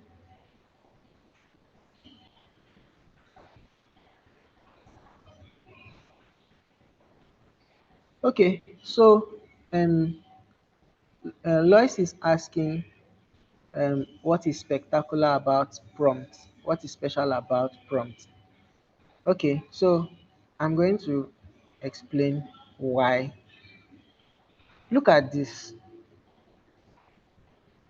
Let me remove all this code here, and let me delete this prompt part. Let me paste the code like that. How do we get the um, how do we get Node.js to ask us for input, right?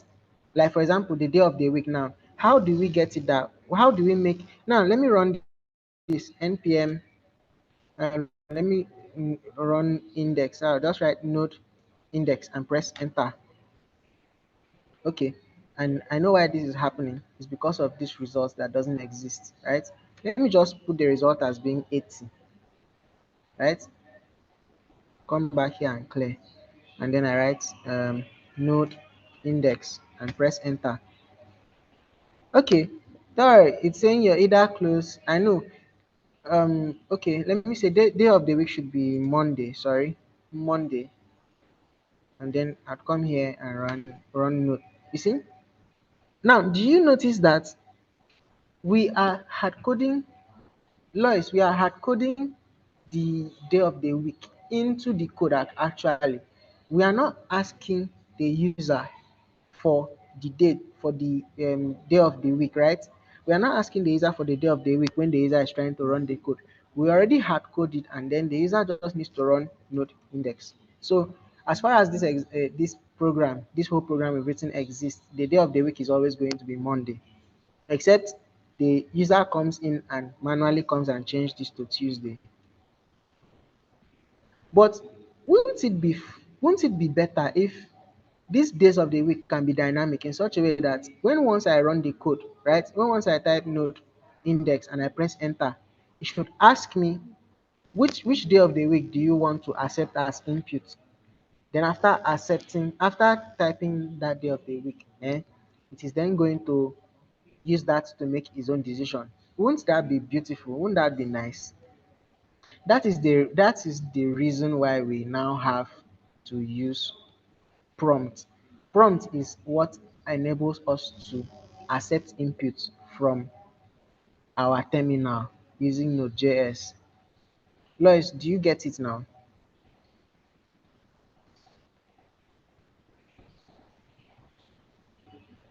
Okay. Sorry, Yes, I please. got it. I just did what you asked us to do. So I'm only having package.json, but the other Yes. is doing two package lock JSON and Now, this package log JSON is going to be generated, is going to be automatically generated when once you install your dependency. So now just run npm install prompt. okay. When once you install it, it's going to generate package log. Okay. Package log contains more information, more. It doesn't contain just only information about the packages that you yourself like are using for your project. It will also contain the information about the extra packages that you are trying to install.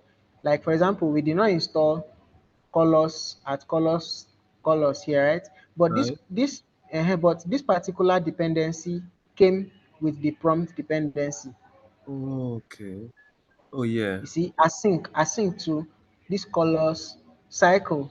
All these are actually dependencies, but we did not do npm install cycle, npm install colors, or so. But we did npm install prompt. But npm install prompt also has packages that it also depends on to run.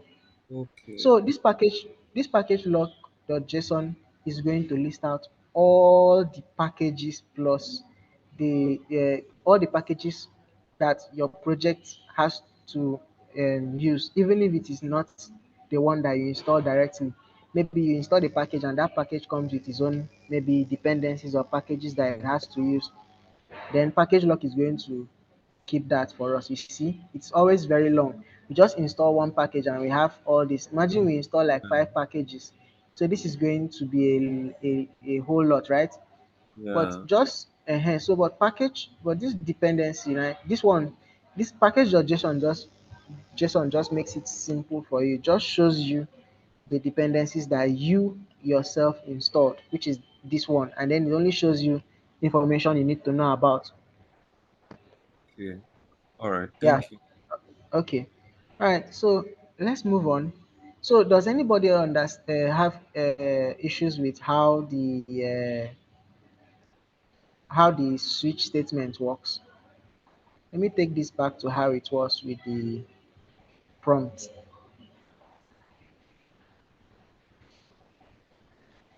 Okay. So does anybody understand, or does anybody have any issue with how this prompt works? This how this switch works?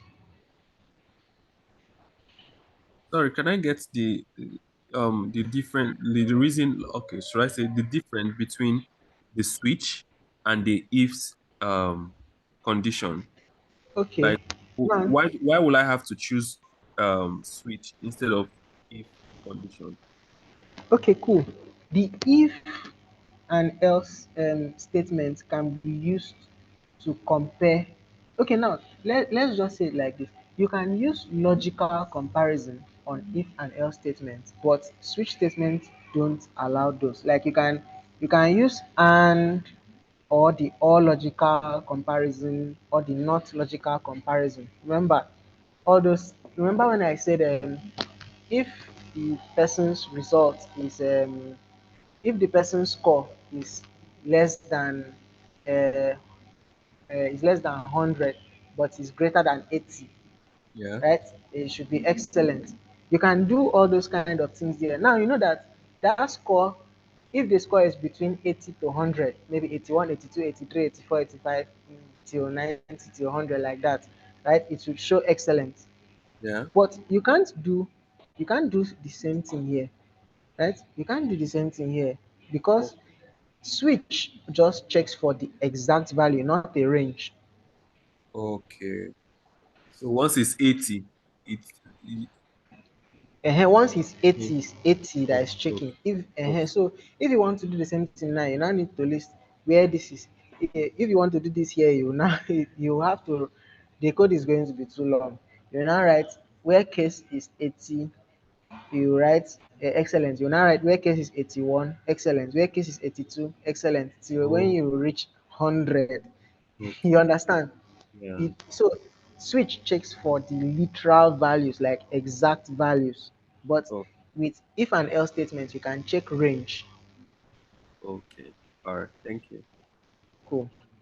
So any other question? Okay. So in the absence of question, I think we should move on. Okay. All right. So we should talk more. We should talk about arrays now, right? So we've talked about strings so far. You guys are familiar. Have gotten familiar with strings, right? You guys have gotten familiar with numbers, right? So let's move on to arrays. So what are arrays, right? Now, um, in our real life, right? You always want to have maybe a list of something, right? A list of, let's take for example a shopping list, right? So if you wanted to do that with strings, you do this. You write something like shopping item one. Shopping item one should be equals to, let's say you want to go to market and you want to buy ingredients to cook or something like that. You just say no.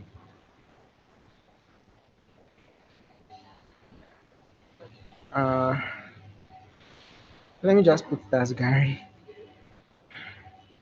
Then you say const shopping item two. You'd say you're going to buy water leaf. Okay. Then you keep doing that, right? If you wanted to get, let's say you wanted to initialize a list of shopping items, right? But then this is not efficient, right? Because you can't you can't loop through the shopping item. You can't yeah, let's say for for the first thing, you can't loop through it, right?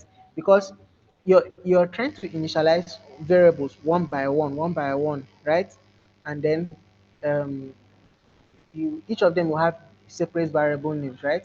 But what if there was a way to have one variable name, right? And then that particular variable can contain everything that has to do with your shopping list. Wouldn't that be cool? Yes, that would be cool, right? So if we wanted to do that, we'll just uh, would come here, would say shopping item should be equal to, then we want to create an our array here. So we'll now put in that bracket. So this is how you create an empty array, right? So there's nothing in the array, right? But if you want to add values to the array, you can add it like this. Gary, yeah, Gary, um, yeah, Gary, um, water leaf, beans, right? You can, so this is an array with three elements, right? If you want to confirm if this is an array, you can do this. You can console.log the type of shopping item, right? If you want to check it, what kind of shopping item that is. Let me clear my uh, terminal. So let me run node index. It's going to show you that it's an object, right? But an object, you remember, an array is a kind of object, and an object too is also a kind of object in JavaScript, right? But this is an array, right? Even if it shows it's an object, but this is an array. Okay, so an array contains let me show you why. Let me show you another thing. Let's say const e should be equals to, right? Let me show you how objects look. Name, um, Victor, um, nationality, Nigerian. Let me also check that one, right? E. Now, the two of them are actually objects, right? But an array is a special kind of object, right?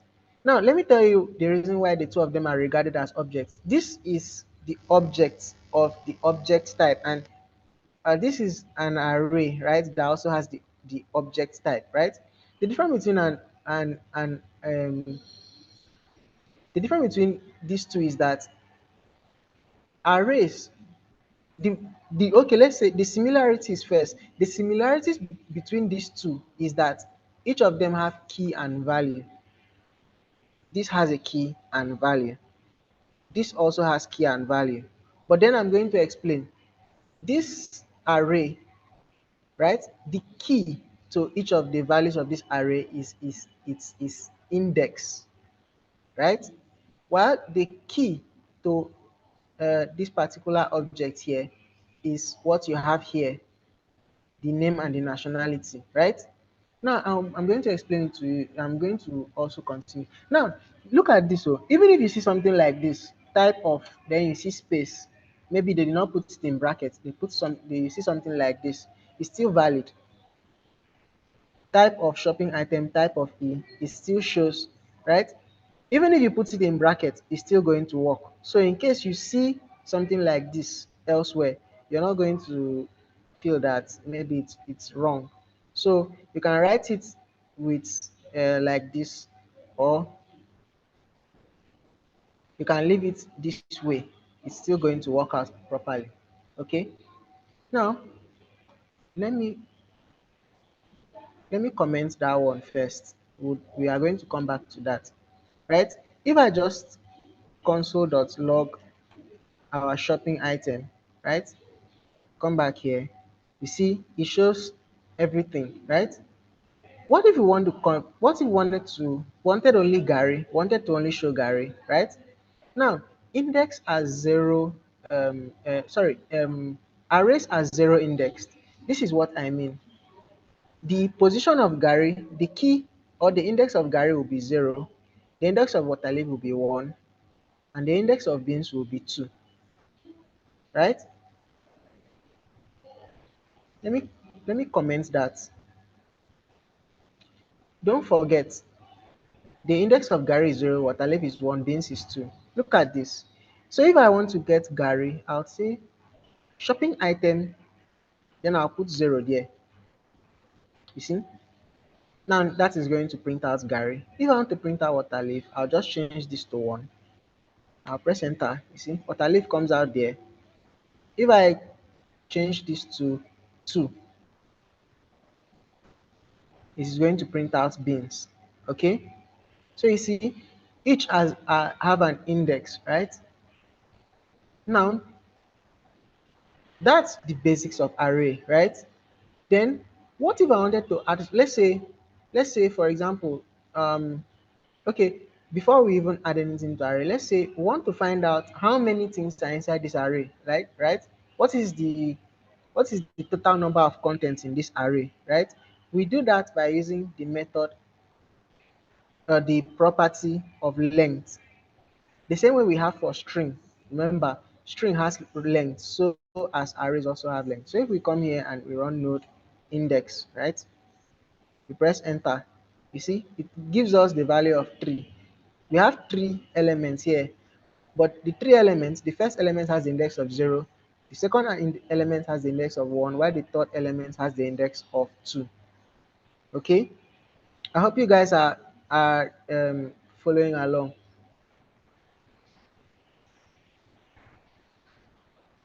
Yes, we are.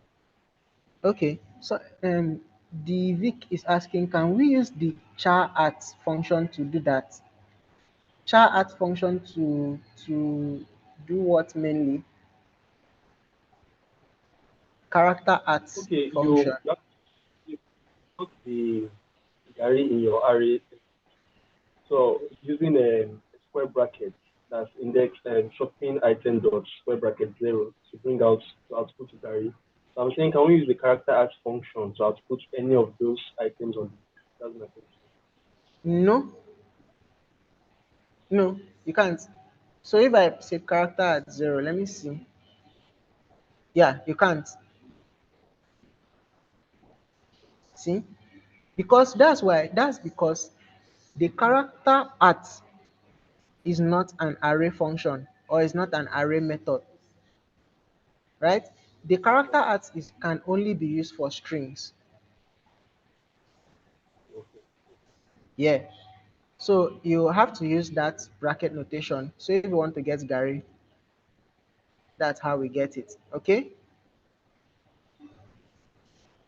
Now, let's say I want to okay, this shopping item, I have beans, water leaf, gari, water leaf, and beans. But then I want to add something. I want to add maybe watermelon to this my shopping item. Right? How do I add it? That's I mean programmatically assign adding a value, right? Not doing it manually by coming here to say comma beans, right? I want it that as my program runs, it should first run with Gary, water leaf, and beans, but then as the program runs, it should add maybe watermelon and then show me the full thing. This is how to do it. If you want to add to an array, you say the name of the array, which is shopping item, dot push. Then you put in what you want to add to that array. For example, I want to add watermelon. Melon. Am I correct? Yeah, you are. Okay. Is there is there space between both of them? I don't know.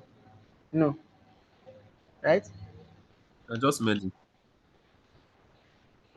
Okay. So if I do this console.log and I write shopping item there, come back here and I print it. You see, at this point, it only has Gary, water leaf, and beans, right? But then at this other point, after adding watermelon and I print out the shopping item here, you see that now it has watermelon too added to it, right? I can add more things before printing it out. I could say watermelon. I could say I want to add yam, right?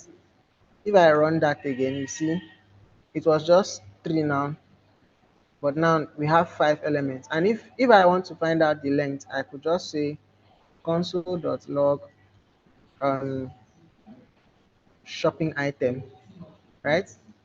Shopping item dot length, and that is going to give me five because I've added two extra items, or let's say elements, because they are called elements, right? They are, you call, so this is an array and this array contains three elements or three items, right? The item is Gary, water leaf, and beans. Okay, so that's it. Then what if we wanted to add? Now notice push is used to add at the end. So how do we add at the beginning, right? Let's say um, we want to add, let me delete all this, right? We want to add at the beginning, right? You would say shopping item dot on shift, right? On shift is a method or a function that is used to add items to the beginning. If I hover on it, you'll see it. Insert new element at the start of an array and returns the new length of the array.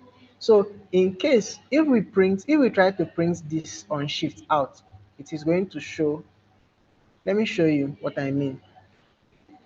If I do console.log, right, and then I put on shift inside there and I type in um, sweet potato, right? And I come back here and say console.log shopping item. Let's come back here. Let me clear my terminal. Then let me run node index. Press enter. You see? Here we have just Gary, water leaf, and beans. But then after adding the sweet potato, I did console.log. It returns the value of 4 to me. But after returning, this 4 is returned after sweet potato is added to the beginning, right? So sweet potato is added to the beginning. Sweet potato is added to the beginning. Then the new array length is then returned back. So, but if we did not print this out here, if we did not print it out, we can still use array.length later on, shopping item.length to get the length if we want to get it later on. I hope we are on the same page. So if I run this again, node index. You see, we have Gary, water leaf, beans, but here we have sweet potato first before Gary, water leaf, and beans. But then we have the 4 as this the length now. Okay, so what if we want to remove at the end? Let me remove all this. What if we want to remove at the end, right? We want to remove Gary now. This is how you do it. You say shopping item dot shift, and then the shift doesn't accept any arguments because it's just going to go to the beginning and it's going to remove whatever is in the beginning. So if we call that if we say node index and we press enter, you see okay, Gary, watermelon, beans, yes, this is the array, but after shifting, which is removing from the Gary, we want to log it out. So I would say I want to log out my shopping item. If I come back here and run this code, you see we have Gary, water leaf, and beans, but after removing Gary, which is with this shift statement, right? I now log it out. We have water leaf and beans alone. Okay. I hope everybody's following. Is there any question? Okay. All right. No question. Cool. There is a question, sir. Okay. What's the question? Why is it logging out with the brace bracket and you use a single double column and it's logging out with a single column in the terminal? Okay. Okay. Okay. It's logging out with single quotes. Okay. Now um well, that is something about the terminal. The terminal just uses single quote, right? It doesn't have any effect on our code. Whether it's double, remember, a string is a set of characters that is enclosed in either double quote or single quote. So let's say my compiler just um, how do I put it? It converts all strings with double quotes to single quotes by default. So no matter what I put, I think even if I use backticks here, even if I use backticks here and I run the code, it's still converting it to single quote, right? So I think it's for uniformities, just to make everything uniform, right? So and that's the reason why it's converting it to single quotes instead of double quotes for uniformity purpose, right? So, but that's like for the compiler. It doesn't have any effect on the code, right? So if you Okay, use double quote or single uh, quote, another question is, huh? does the array have to log out with a brace bracket?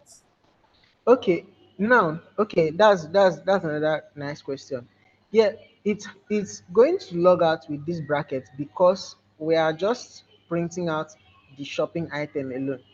You know, if we look through the shopping item, right? If we look through the shopping item, then that's when it is going to print out individual. Okay, for example, okay, if we look through the shopping item, right, it is going to print out like Gary is going to print out Gary in the first line, then to print out water leaf in the second line, then to print out beans in the third line. Another thing you can do, right, to make this thing not to print out line by line is oh sorry, with the bracket, is to actually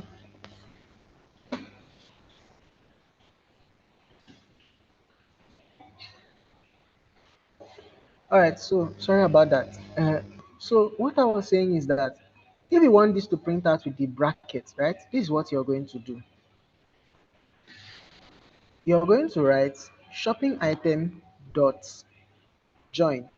Now, join is a function that basically converts an array to a string, but it converts it based on um, what you want to separate each of the statements in the string. For example, I wanted that Gary, water leaf, and beans should be separated by comma and space. So I'll just say I want to separate each of them by comma and space. I want to do the same thing here. So if you want it to print as a string, you can just join it. So you can say command space. So if I run this node index, see, now now this is a string actually. This is not an array. This is a string. But then we've we've converted the string. Sorry, we converted the array to a string. But then after converting it to a string, we want to separate each of the value of that array that is being converted to a string. We want to separate it by comma and space. Okay. So have I been able to answer your question?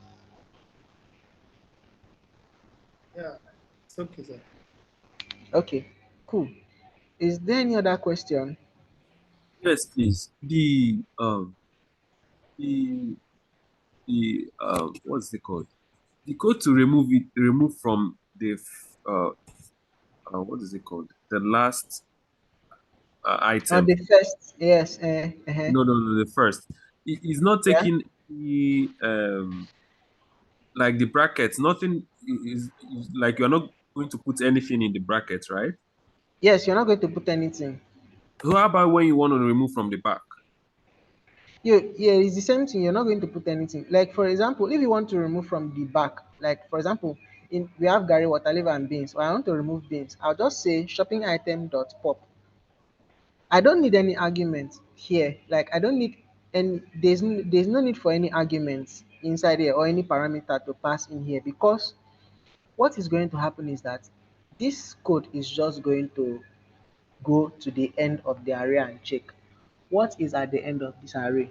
Oh, it is beans. It will just remove it. It doesn't care what is at the end. It's just going to remove it. It's the same way with shift. Shift doesn't care what is at the beginning. It will just go there and remove it. So I understand. Now there's this thought of, oh, I'm limited to only removing from the end or from the beginning. No, you're not I was limited by about to that. ask. Yes, you can remove from the middle. Now there's a special function called splice, which I'm going to show you. You can use to remove at the in the middle of an element. You can even use it to add at the middle of an element or anywhere, or sorry, at the middle of an array. You can even use it to remove things at any point or add anything at any point in an array. Okay, so let's look at that. Let's look at the splice statement. Okay, let's look at splice. Okay, let me just run this first. So see, now it's pop just removes at the end, right? It has removed beans. Okay, but then what if we wanted to remove water leaf? Let's say, let me add something here again. We should have yam, for example, right? What if I want to remove water leaf? Yeah. So this is how it would be done. I'll say shopping item dot splice. Now there's a difference between slice and splice, and I'm going to show you guys. There's slice, SLICE, and there's splice. You guys will learn a lot today. Now, look, splice accepts a number, which is where you want to start either deleting or adding. Then it accepts the number of things you want to delete. Okay. Now, I want to delete water leaf, Abby. Remember that Gary has the index of 0 and water leaf has the index of 1. So, where do I want to start deleting? I want to start from 1 to start deleting. And I write comma. And now ask me, how many things do you want to delete? So, if I want to delete water leaf and beans, I will put 2 here. But since I just want to delete water leaf alone, I'll just write 1 here. Okay, so the first here, what you're putting here is where do you want to start deleting or adding from? Let's use delete now. Where do you want to start deleting from? I want to start deleting from position 1, which is water leaf. How many things do I want to delete? Do I want to delete only water leaf or water leaf and beans, or water leaf, beans and yam? Okay, so if I do that now and I run the code, let me clear my browser and I say on my terminal and say node index. What is happening? Gary, water leaf, yam, and beans and yam. Um, I guess I've made a mistake here. Splice has a start number and a delete count. The delete count so removes an element in an array necessary insert. Okay, I think I'm correct. Sorry, I'm I'm correct. It's just I didn't You console not the log console it. log it. Ah, okay. So I'd say shopping item. Let me join it so that it's going to look like a string. Okay, so if I run that, yeah, you see, now we have Gary, beans, and yam, right? The water leaf is being deleted. Okay, what if I wanted to delete water leaf and beans? So I'll say, I'll turn this to 2, right? And if I run this, you see, we have only Gary and yam. Water leaf and beans is being deleted. That's because I said I'm starting from here to delete, and I'm deleting two things. So it will delete this and delete this, right? Mhm. But then if I said 1 is going to delete water leaf and beans, okay? But then you can also use splice to add things, to add elements to your shopping item. For example, you can use it to delete and at the same time add. You can use it to replace. So this is how it works. Let's say I want to add after I think after water leaf, I want to, okay, sorry, before water leaf, right? I want to add something new, right? So I'll say at index, at the index of 1, right, which is this water leaf, I want to add something. So now if I add something new, right, that thing will now have that item will now have the index of 1, while water leaf will now have the index of 2, right? So I'll say I want to add something new. Okay, I want to start at this position. Do I want to delete anything? I'll write 0 for what I want to delete. Then I'll now write comma. Then what is the item that I want to now add? Let's say I want to add um potato, or let's say banana, right? Then I come back here, node and index. Do you see what happens? So now we have Gary, we have banana here, right? We have banana before the water leaf, the beans, and yam, right? So you see, I've been able to add. I can even use this to replace. So let's say I want to replace water leaf with banana. I'll just say I want to start at index 1. I want to delete one item, which is the water leaf. Then after deleting the one item, I want to insert banana into that particular spot or that particular index. If I run that, you see, now instead of water leaf here, water leaf was being deleted and banana is being inserted at that particular position. So now we have Gary, banana, beans, and yam. Who is not following? Sorry, I got a little bit confused about the last one you did, where you said you wanted to insert something in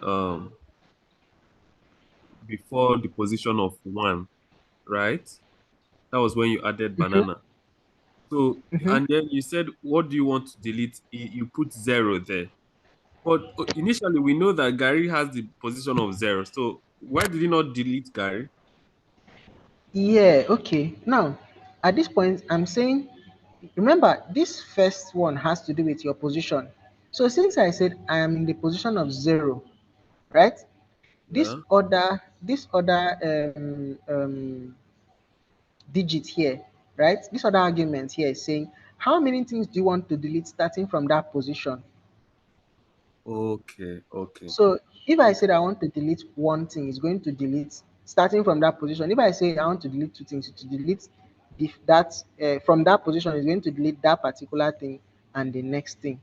But I put 0 because I don't want to delete anything. So if I put 0, I'm saying at this position, don't delete anything. Then add banana. So it will add banana to the position of 1, then to move water leaf from being the position of 1 to being the position of 2. Oh, okay. Okay. So if I run it now, you see, it adds banana here and in the position of 1, then shifts water leaf now to being in the position of 2. So Gary has the position of 0, banana has the position of 1, water leaf has the position of 2. You see? Oh, Then we yeah. have beans and yam. Oh, okay. All right. Thank you.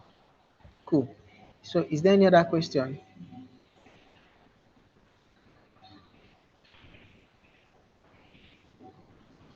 No other question. Cool. Let's continue. All right. Uh, so that's the basic, like, right? That's the basics of array. You can add to an array. You can convert an array to a string. You can convert a string to an array. I know I talked about split in string, right? If you now say split and then you say command space, it can then convert it to an array, right? But then join is the opposite of split. Then I talked about slice, right? I said there's a difference between slice and splice. Now, um, slice is used to um, slice a part of a string. Like for example, I want now notice something. Splice actually modifies the original array, right? But slice is not going to modify the original array. Now this is what I mean. Let me say I want to slice out beans and yam, right? I'll say console.log, or let me not log it out. Let me just say const my slice. I say my slice should be equals to um my slice should be equals to uh my shopping item. Okay, shopping item dot slice. Now this slice accepts two parameters, one compulsory and the other one being optional. Okay, the two being optional. The first one is where do you want to start slicing from? Okay, let's take for example, I want to slice out water leaf and beans, right? But the original array is going to still have everything intact, but I just want to slice this out. Maybe I want to use it for something, right? I would say I want to start at the index of 1, and then I want to stop at the index of 3, because if you say 2, it's just going to only give you this one. So you have to say you want to stop at the index of 3. So it is going to minus, it's going to go back a step and then stop at beans. So I want to start at water leaf, I want to stop at beans, but then I'll say 1, comma and 3. Then I'll just say console.log. I'll then say um, my slice, my slice, then write my slice there. Now this is what is going to happen. Do you see that the original array is still intact? Here, everything is still intact. Nothing has changed on the original array, right? But we've sliced out water leaf and beans from the original array. We've just sliced those two out. And we can use, so if we want to just refer to the array that just have water leaf and beans, we can refer to it as this my slice, right? But if we want to refer to the full array, we can then use shopping item. See, so that's the difference between slice and splice. Slice doesn't affect the main, right, the main array, right? You're just, it's like slicing is like extracting a portion of the main array without modifying the main array. But then splice is going to modify the main array. You get?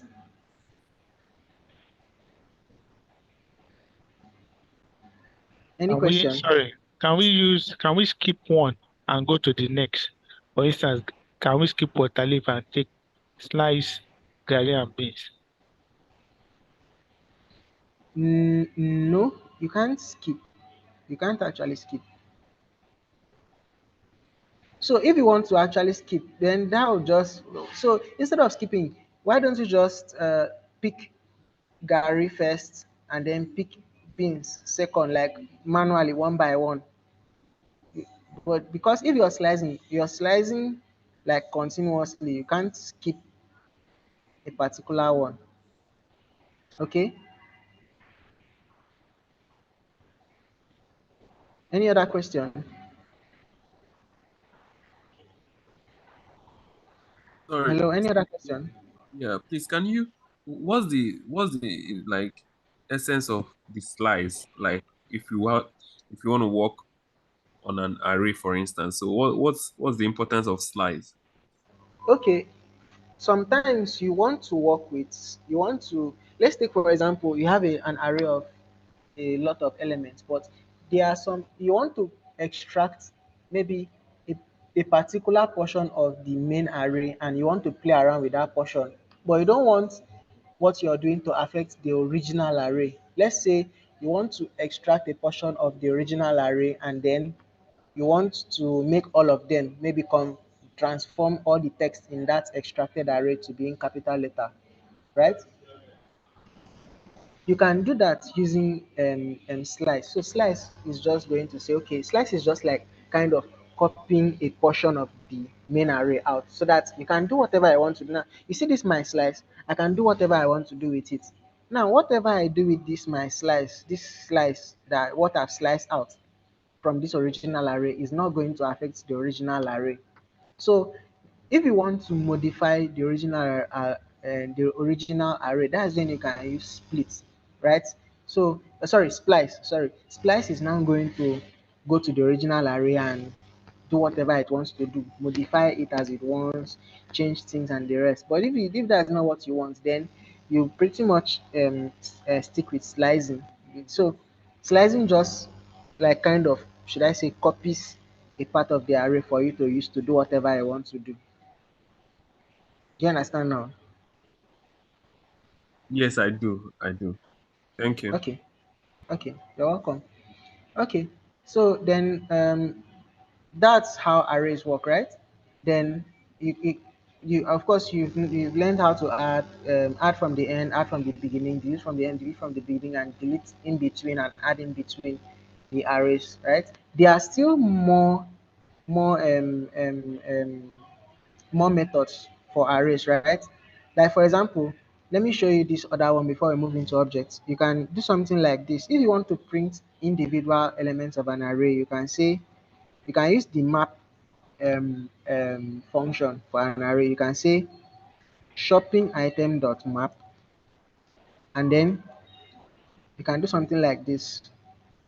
Um, just say item inside here. So if you don't want to loop using for loop, you can use map in a way, or you can use for each. And there's a difference between for each and map, right? We would go into those things very soon. So I could just say console.log. So I could do something like this. In my shop, I have, then I'll now write plus item. Okay. So if you come back here and you run that, you see, in my shop I have Gary, in my shop I have water leaf. Okay, I have then space. In my shop I have Gary, in my shop I have water leaf, in my shop I have beans, in my shop I have yam. You see, right? So I've been able to loop through to to um, like repeatedly do something for each of the elements of the arrays, right? You can use map to do that. You can use for each to do the same thing. So if I just change that to for each and I come back here and I run it, you see that they are exactly the same thing. In my shop, I have this and that, right? They are the same, but there's a difference between both of them. You are going to see that they. So let me just tell you guys. Map expects you that you have to return something, but for each doesn't return anything. If you don't understand it, it's fine. We are going to look at it like very soon in one of our classes. Okay, so let's leave. We are done with arrays for now, right? Let me um let me comment that, right? Then let's go over to objects, right? So objects are special kinds of objects the same way arrays are special kinds of objects. Okay, so but objects have their keys as being okay. In arrays we say that the key of a particular element of an array is its index, right? So here the key of a particular object, right? The key of a particular, the value of a particular element in an object, it's the property of that object. For example, if I want to print out this object, I'll just do console.log e, right? If I come back here and press enter, you see everything prints out. But what if I wanted to access name? I'll just say e.name, right? E.name is going to print out Victor. E.nationality is going to print out Nigerian, right? So, but then how do I add to an object, right? So I could do something like favorite game, favorite game. So this is how I would add it. I would say e dot favorite game should be equals to car race. Okay. So if I console.log the object e now, you see that favorite game of car race is being added, right, to that particular object, right? Then what if I wanted to delete, maybe I just wanted only name Victor to be there. I want to delete nationality. This is how to do it. You say delete e dot nationality. And after doing that, if you type console.log, then you say e, and you come back here and run your code, you see that you only have name of Victor. The nationality inside that object has been deleted. Have you noticed that?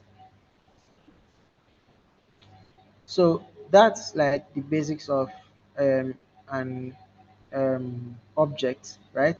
And an object can contain arrays too. An object can contain, for example, I could say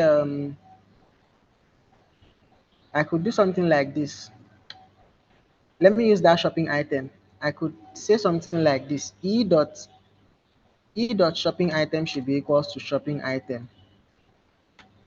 Is now going to add, let me just say shopping item array. E dot shopping item array should be equals to shopping item. Let me print out e. Let me clear this, and then I would go back and run node index. See, we have name and we have shopping item array is equals to this array that we have here. Okay, then let me show you something else you can do with this package.json. I don't want to be typing npm and sorry node index node index. So I can do something like this. I could say under here, I'll put command here, and then I can say under here I want that when I run start, right? Once I run start, you should just run node index, right?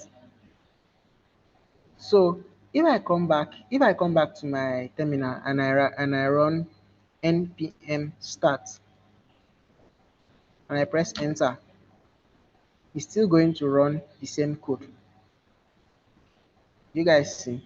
But then it's it goes to this place and it looks for the start command, and once it sees the start command, it executes whatever I write inside the start command.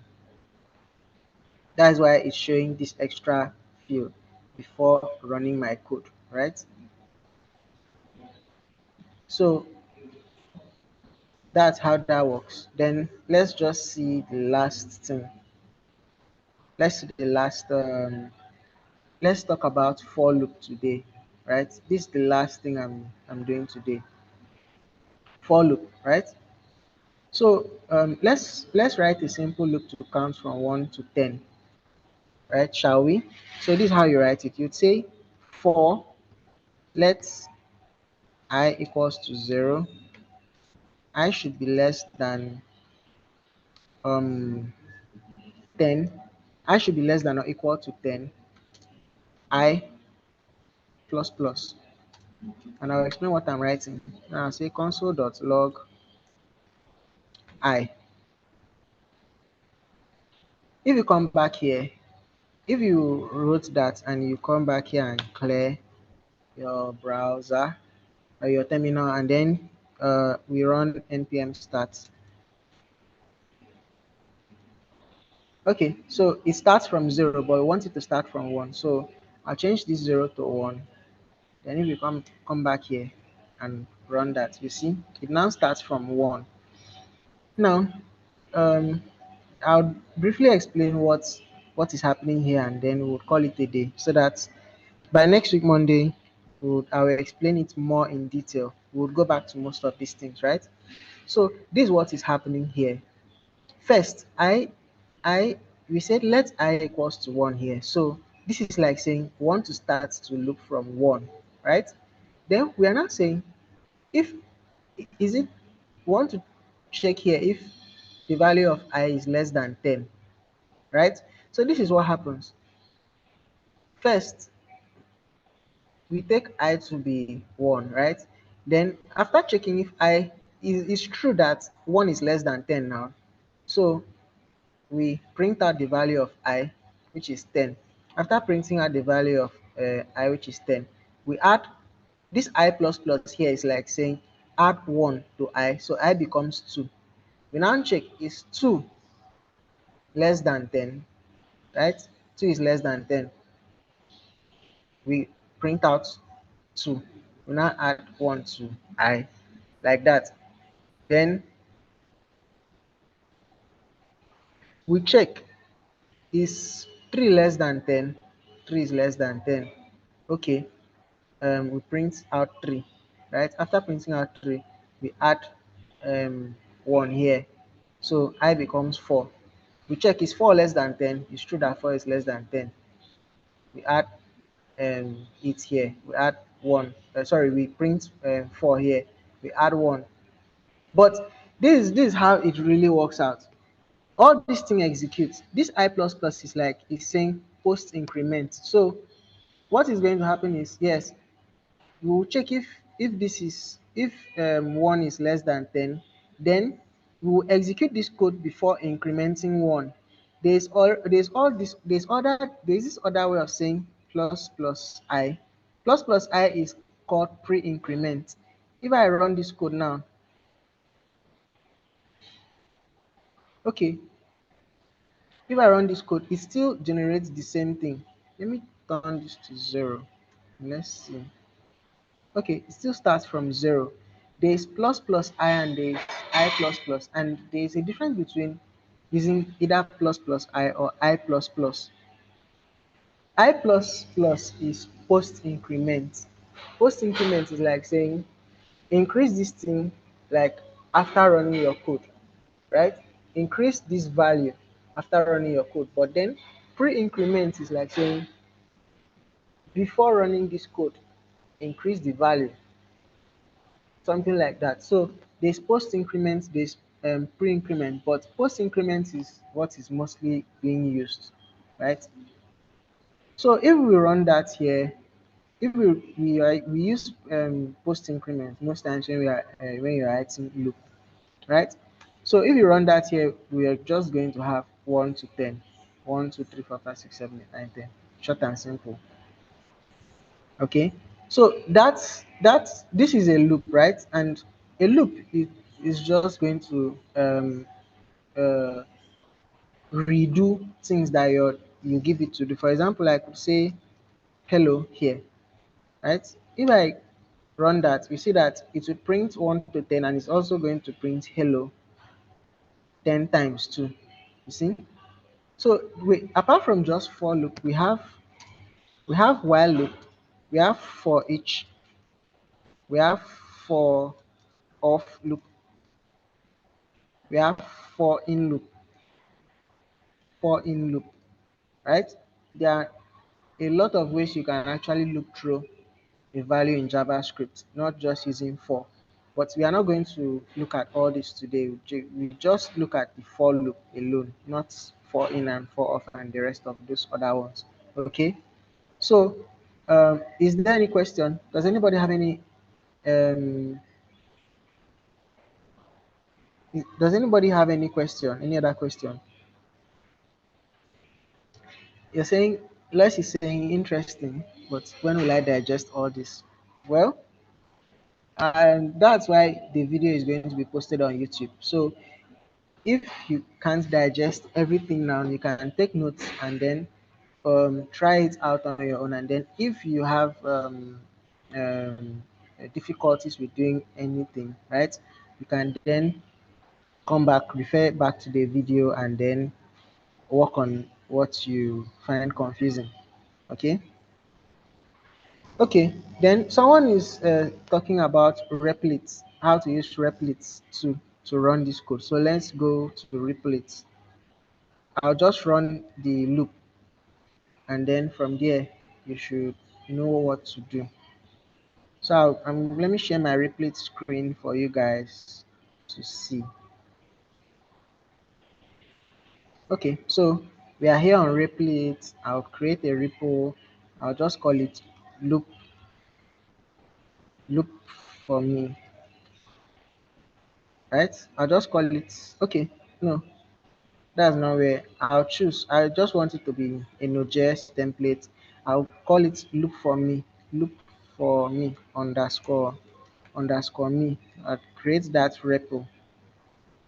Okay, then all you need to do here is, after you have this created, you can just start writing your code here for um let I equals to 0, I is less than or equal to 10, I plus plus. Then you write console.log I. So if you run that, you see the result here. Okay, you might want to start from 1 instead of 0.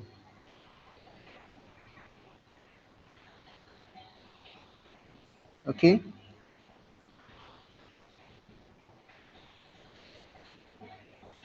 so we have that there. Let me change this to pre-increments plus plus I and C. Okay, it still gives us exactly the same value.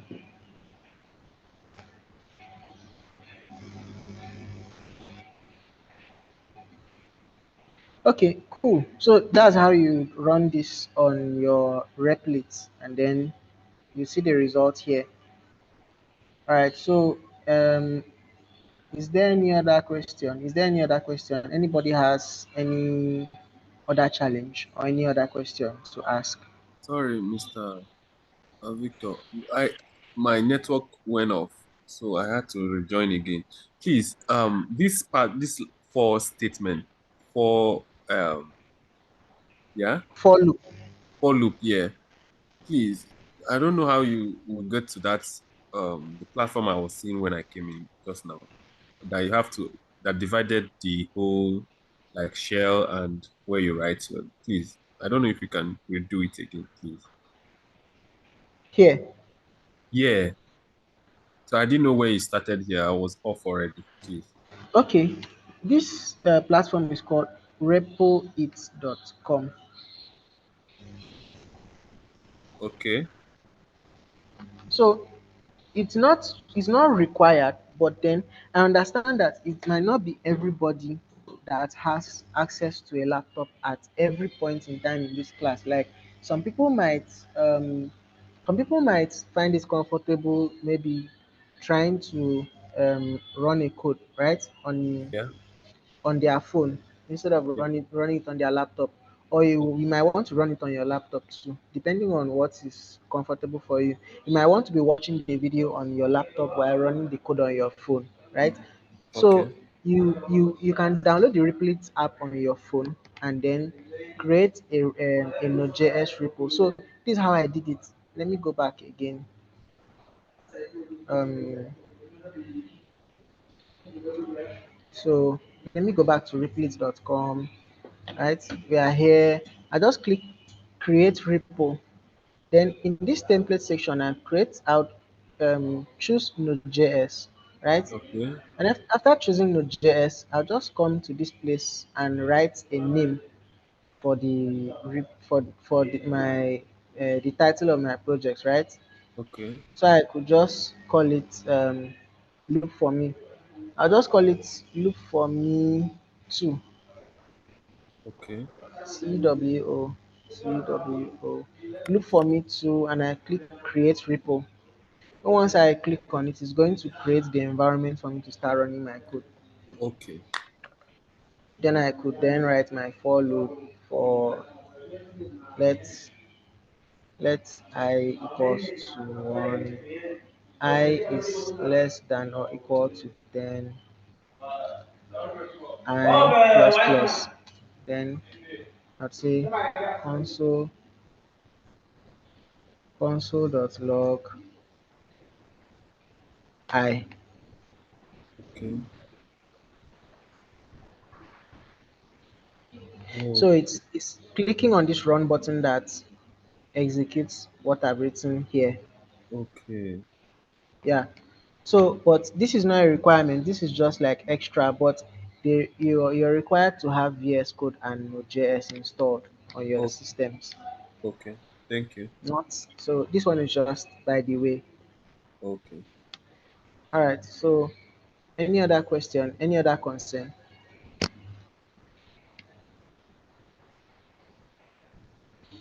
So, um, in the absence of any other question or any other maybe concern, so yeah, we've come to the end of today's class, right? All right. Yeah. So, Thank you very much.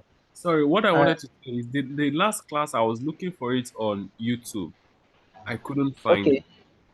And The I last don't know class. if there's a special, yeah, if there's a, yeah, the video for the last class, the recording for the last class.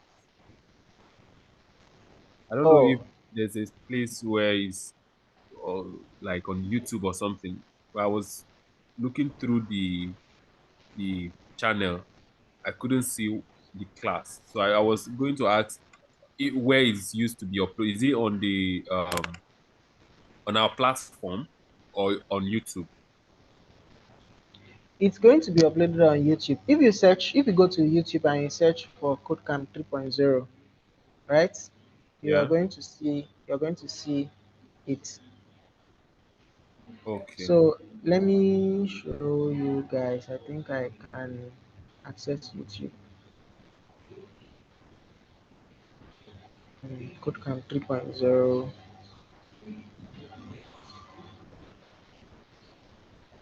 So let me share my screen. Let me share the CodeCamp 3.0. So if you look here, this is the official CodeCamp thing. I don't know why I'm not subscribed yet. So um, if you come down, see Node.js beginner here, right? CodeCamp beginner Node.js. This all these playlists you're seeing here are for the CodeCamp 3.0 here. Okay. Any other thing that you don't see here is like past maybe CodeCamp 2.0 or CodeCamp 1.0. So if you click here on the CodeCamp 3.0, see it here. CodeCamp Okay. 3.0 Node Beginner class introduction. Then, and this is the last class we had, Okay. Okay. JavaScript types. So you see, there are three videos I already. probably was seeing 2.0, CodeCamp 2.0, because it was something as I was seeing. Okay, so Yeah, that's how you get it. Okay, yeah, thank you. okay. So any other question? All right. So in the absence of any other question, so we'll call it a day, right? Okay. So see you in our next class, which is going to be next week. I guess in our next class we are going to talk more about loop, and then we'll talk about the other data types that we didn't talk about here, which are symbols, big int, and the rest. Okay. All right. So thanks for attending today's class, and yeah, you're welcome, Lois. And Thank you very much. okay, you're welcome, Prince Will. All right, and every other person that's on this call, thanks for attending today's class. And I'm going to see you guys next week. And if you have any other question, maybe during when you're watching the video or trying to practice, and then you need clearance, right? Just drop it on the Discord channel. Okay, so you said I should, Lois said I should try to drop a link before class, even after pinning it. Okay, right. So, but uh, after pinning it, right, everybody should, you you should use the pin now, right? That's why that's why that feature is there. To I, it's not really good to spam the group um with repeated message of the class, right? It's not good to spam the channel with repeated links of to the same class. So instead of that, we just had to pin it, right? We just have to pin it there. So I'm not really sure. Okay, I might be dropping it. Just depends. But it's pinned there, so I guess that is where everybody can actually get it from. Or do you have access? Do you have difficulty getting to the pin messages?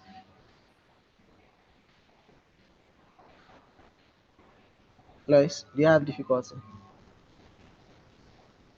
Or any other person? Maybe I don't know. I would start posting it. It just depends. I might start posting it. All right. So thank you for coming for today's class. See you on Tuesday next week. All right. Bye bye.